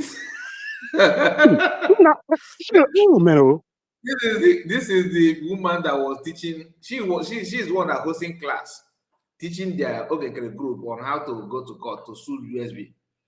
Jesus Christ, Maria. She's one as a barrister that she knows what international law means because she's going to pay DL. You know. I got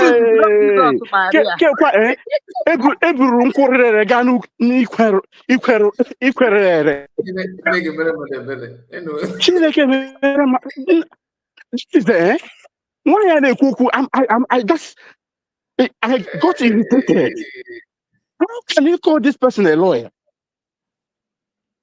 that cannot even a single presentation? She doesn't even know what to ask. She doesn't. Then Mazi Akwa, you know, she has already fumbled. You know, she came to rescue all of them the same thing again. None of them can be able to say, we have done our referendum. We have got our own documents. What kind of presentation again? What kind of awareness again do you need? Martin Andika has created a lot of awareness everywhere. You know, when somebody is interviewing you or asking you something, it's the way that person talks will depend the way you handle that person. This man knew that these people are completely empty person. And when he know no problem, you know, then she starts talking, telling them, even telling them anything at all, you know, because this is not the way. And this is not the kind of question you're supposed to ask this man. You know? Okay, do you know that in the entire interview, they did not even mention that they went to Finland to declare? Never. This is what I'm expecting to hear. They did not mention that. They didn't mention it at all. This is what I was expecting to say when that time Arnold said about awareness and the referendum. What is more I awareness am expecting them to say, we have already went to Finland, we have done so and so. This is why our prime minister is being castrated. I couldn't even hear any atom of this thing from them. Their shame is shaming me. Their shame is shaming me, to be honest. Hearing that, man. Hey! Sometimes ndị Igbo na-atụ n'elisi na ọ na-adịkwa mmasị na ihe mere ihe mere ka amara ka ị mara onye nwe onye, you know, without this very storm or something that happened, earthquake within us, we wouldn't have known that we have a lot of empty vessel within us. To be honest, a clamoring to be a minister of information, a clamoring to be a deputy minister of information. Hey, that cannot be able to make presentation. Nah. Because why are they making look at his face. To be honest, it looks like someone who has a dementia. Mazi Ben ọkala nke ụsụ onye si na Biafra ka ya njọ ọka nke ụsụ. She looked like a dementia patient. Yes, to be honest, she doesn't look okay. Sorry, inezie nwaanyị obosi si na mmadụ pụọ. Diabetes mellitus dezi aka ọwụrụ ya nja nezie n'onu Nkiru here. They go don omie ne ọnụ ya. This is the first time na-afụ nwaanyị a. Ama m ọta ka nwaanyị a dị. Mgbe ahụ ọ ka wụde anyị na-akpọ ya gay woman, man woman, ọ ka dị mma. Jesus Christ Maria, this is unbelievable. It's a shame. To be honest, this is a shame and disgusting. Mazika, let me leave. Let me leave other people to come in. Thank you so much. Thank you, Benchus. God bless you. Thank you for your thank you. There were Ocean Master. I don't know if you are still here with us. He gave away and Keke because of methodology. He got the last. Ocean Master. Ocean Master, because I'm not working master. Ocean Master. Are you with us? Hi, another room. I'm telling you, okay, on the pool you that side now. Madam Origin, you're welcome. Hello, Mazi Ndewo. Ndewo mo Biafra kelela mmadụ niile, ihe ọma mere mmadụ niile. Udo dere gị, Madam Origin. River Goddess, ihe ọma mere gị. You're welcome. Thank you for holding the fort. Don't worry. You know, this our freedom. It shock us. God has given it to us. And we must hold it. Mazi Kai, thank you so very much. Thank you for your resilience, your steadfastness. This devotion will not go unrewarded. I like God. He is a rewarder, and he does not look at people's face. He looks at your work, and what you're doing is great, and you will never lose your reward. We thank God for everything. We thank God, and I want to comment on this woman. You see, this is why I tell you people, I don't have time on the Pascom, Recom, and those that are obsessed with being recognized or being all this there. I don't know. I feel sorry for this woman. It's better that she never opened her camera, which is not compulsory that she must open her camera, but you carry your barrister. It would have been better that she said she is someone you agree, and people will give her respect because church. No, but it's true. If this woman don't want you agree, immediately my respect for her will go up. Like at least and she's able to at least come out on camera. Well, anyway, that's a story for another day. She's not why I'm here. And though partly because if only they know what we need, they wouldn't be coming out and be making this mess they are making. And number two, I thank God for Mike Arnold. Wherever you are, sir, if you're hearing my voice, or maybe if anybody sends you this clip, we Biafrans, we people, I like the way he keeps emphasizing that he's talking about the people inside Nigeria, not the Nigeria system that is the oppressor and the depressor of the people. The weapon formed against the people of Nigeria is the government. So everything he was saying, he always tried to let us know he's not talking about the government. He's talking about the people. And a lot of people that mean well, you hear him clearly. He was just, he can call himself a random guy that just wants to do good. And then when he picked Nigeria, he didn't know that the thing that kind of warm na ain't carry. And when he wanted to help people that are displaced, only to find out that there is a lot more going on. And I also like the fact that he made it clear on that. And also I believe he made his research. He doesn't look like a guy that you give him a 6, you tell him a 6, and he put it inside his pocket. Like he will not. He will count it. And when it is missing, he will tell you it is missing. He's not one of those that trust. He before he trusts you, he must verify that you are trustworthy. So all these ones that are coming out, these are the people that are constituting the nuisance and creating this mess, part of the mess we are in, despite the fact that Mazi Nnamdi Kanu did a very robust evangelism. He was yelling all over the place. People heard him. The world heard him. What he said was holding him was what Mazi Prime Minister Simon Ekpa picked up. So the likes of the Dibia pastor and barrister, or whatever she calls her name, that whenever they see people that mean well, they jump out. The whole place starts smelling. We don't even now to look for the genuine people. It's now difficult for these people.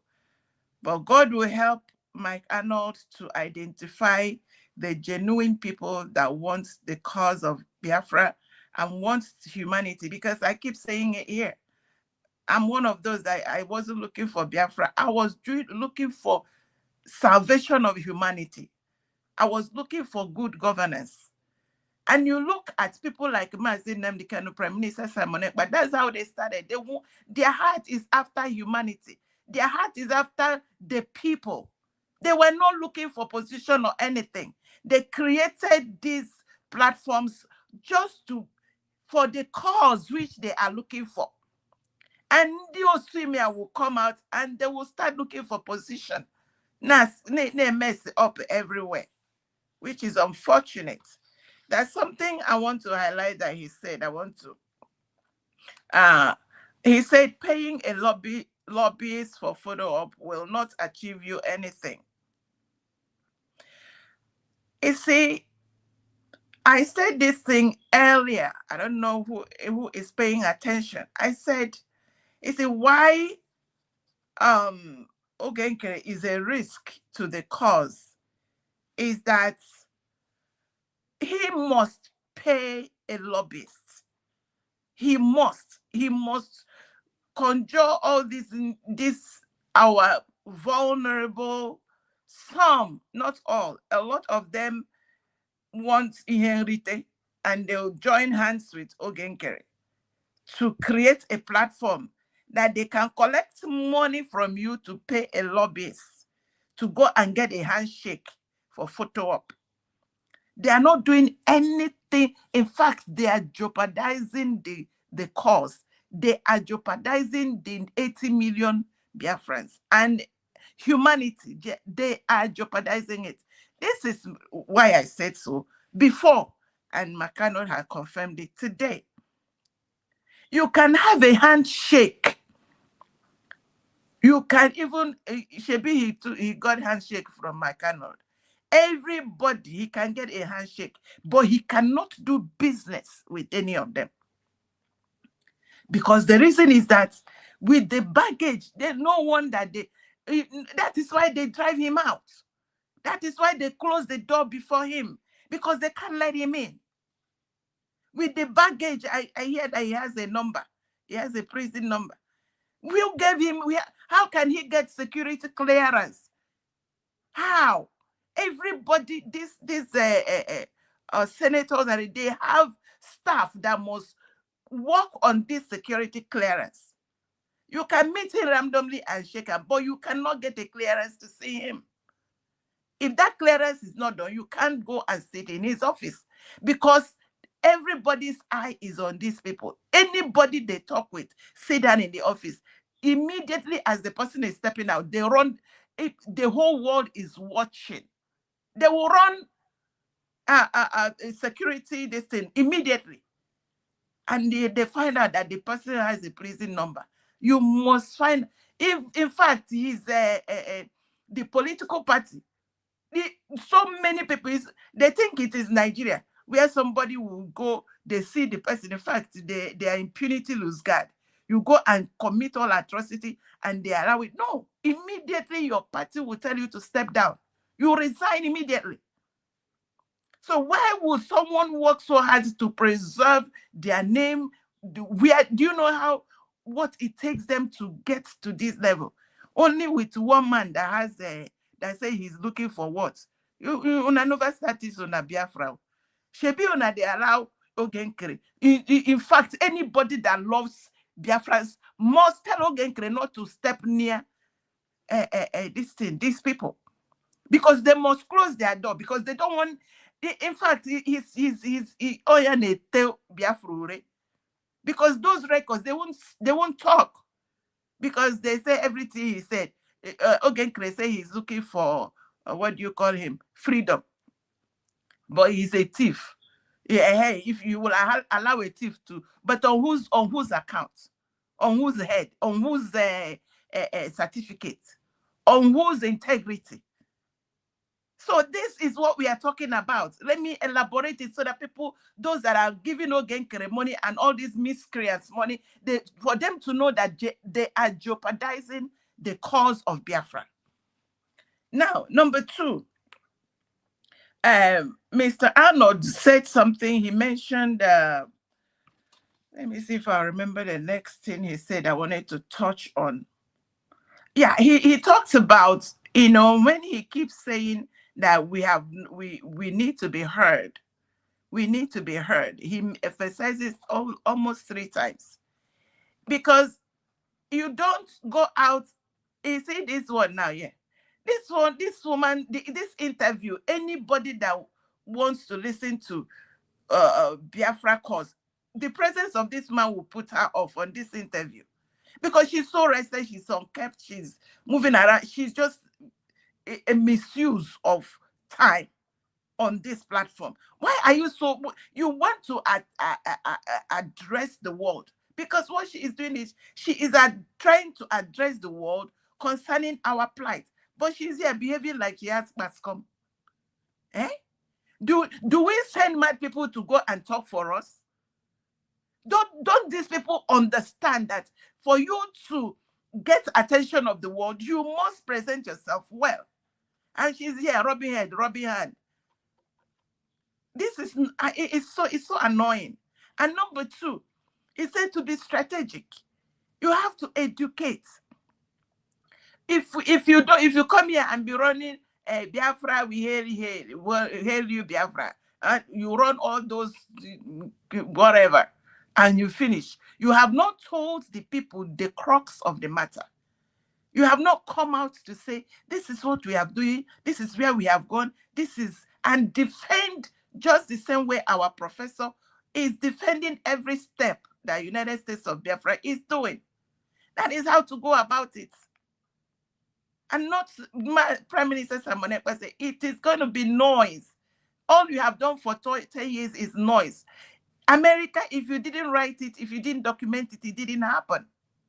We have documentations, we have letters, we have, when we say we have done our own referendum, because Mazi Nnamdi Kanu said, without the people's mandate, I can do nothing. Even if you like 180 million people come and surround him, without that referendum on paper, we have voted that you are the man we want to lead us. We believe we want to leave Nigeria. Without those documentations, the world have nothing. Mr. Dibia Pastor Yishiago, I told you people the other day, I say, you see all this thing, all this noise they are making.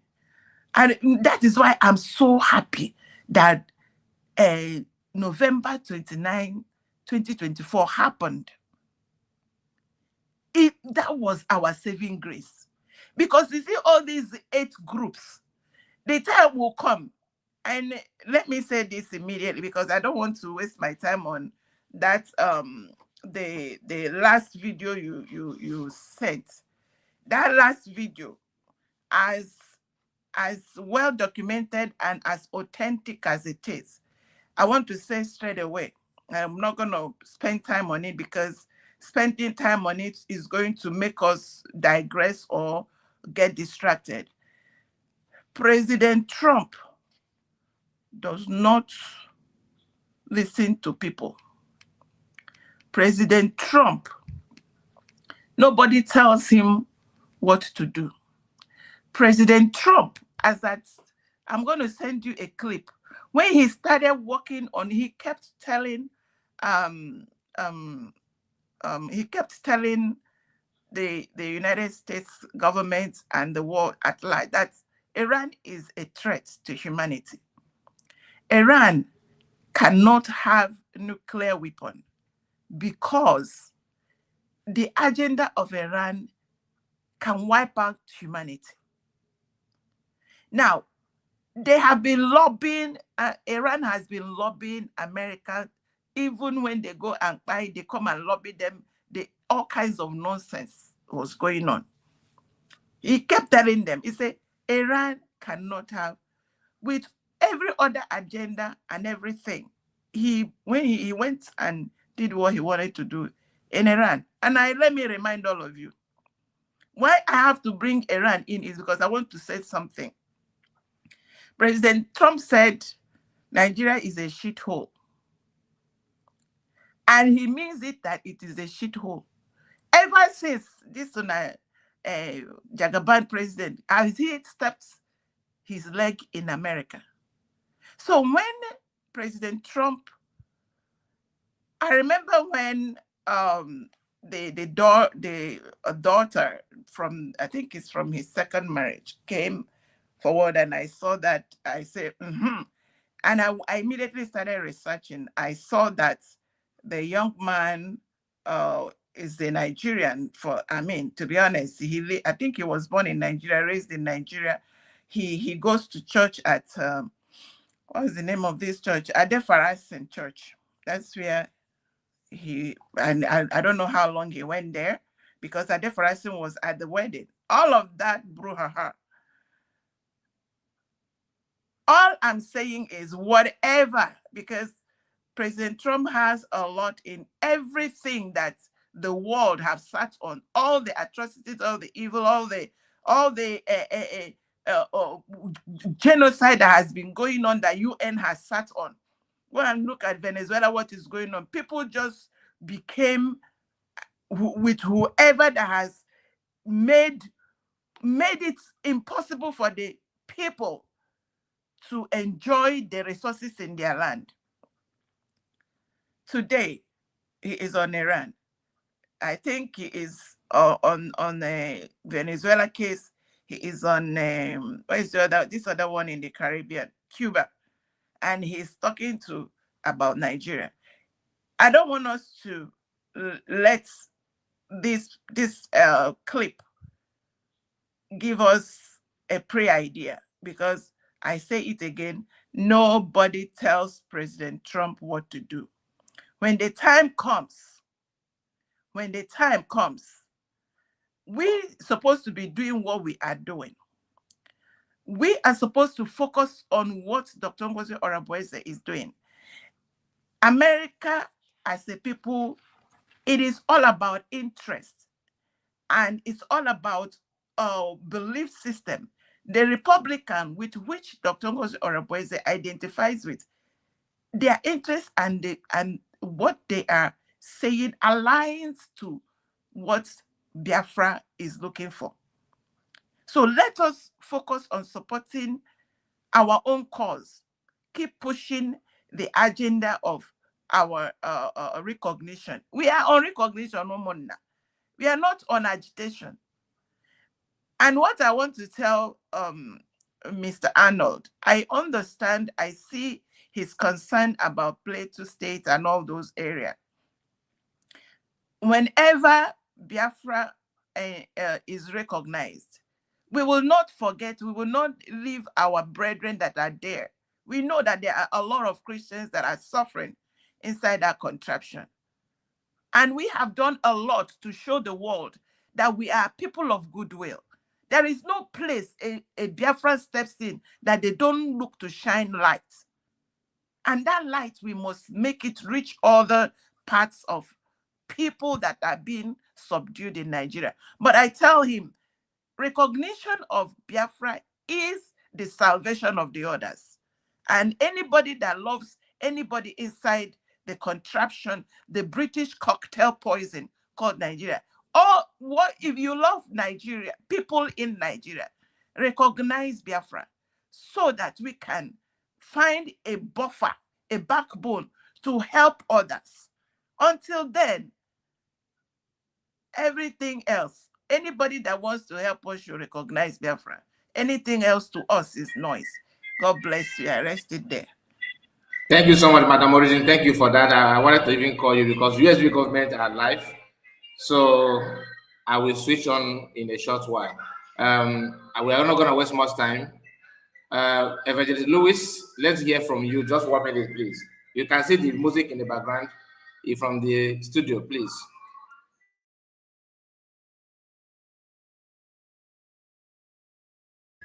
Evangelist Lewis. Evangelist Lewis, are you there? Evangelist Lewis, unmute your mic. Oluchua God, I greet you, sir. Ndewo.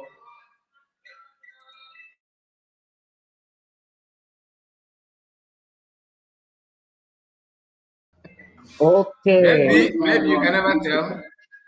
Okay. Good afternoon. Good afternoon, Mazi Kai. Ndewo, please, 1 minute. You are welcome, sir. Okay.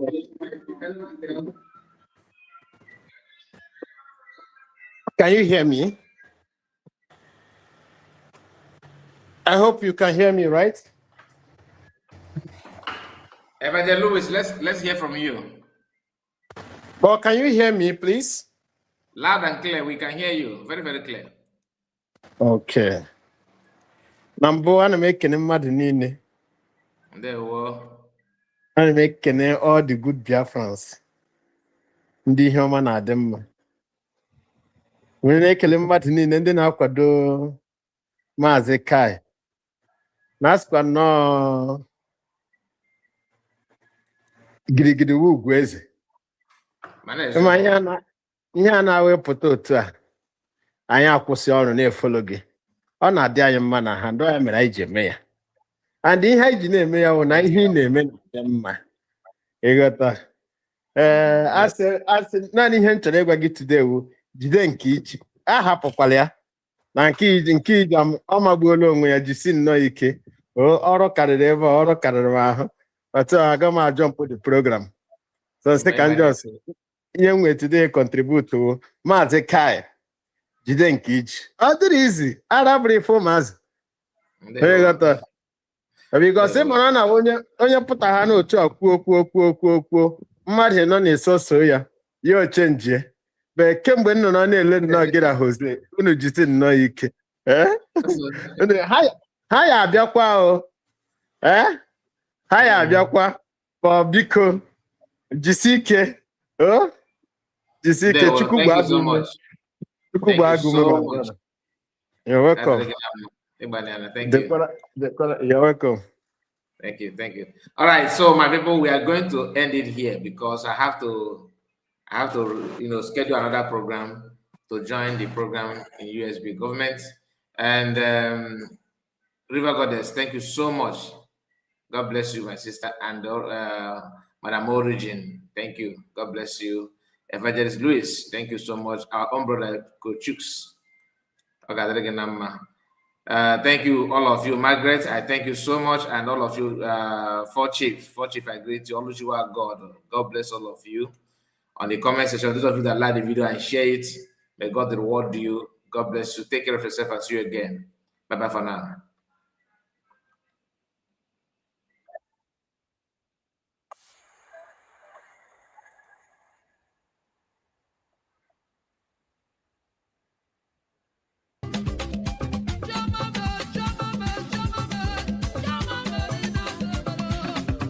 Okay. I asked the man for your mobile. I have Ocean Master. Is your mic working now? Ocean Master, is your mic working? I'm on the network one eye worker. You of all people, what is going on?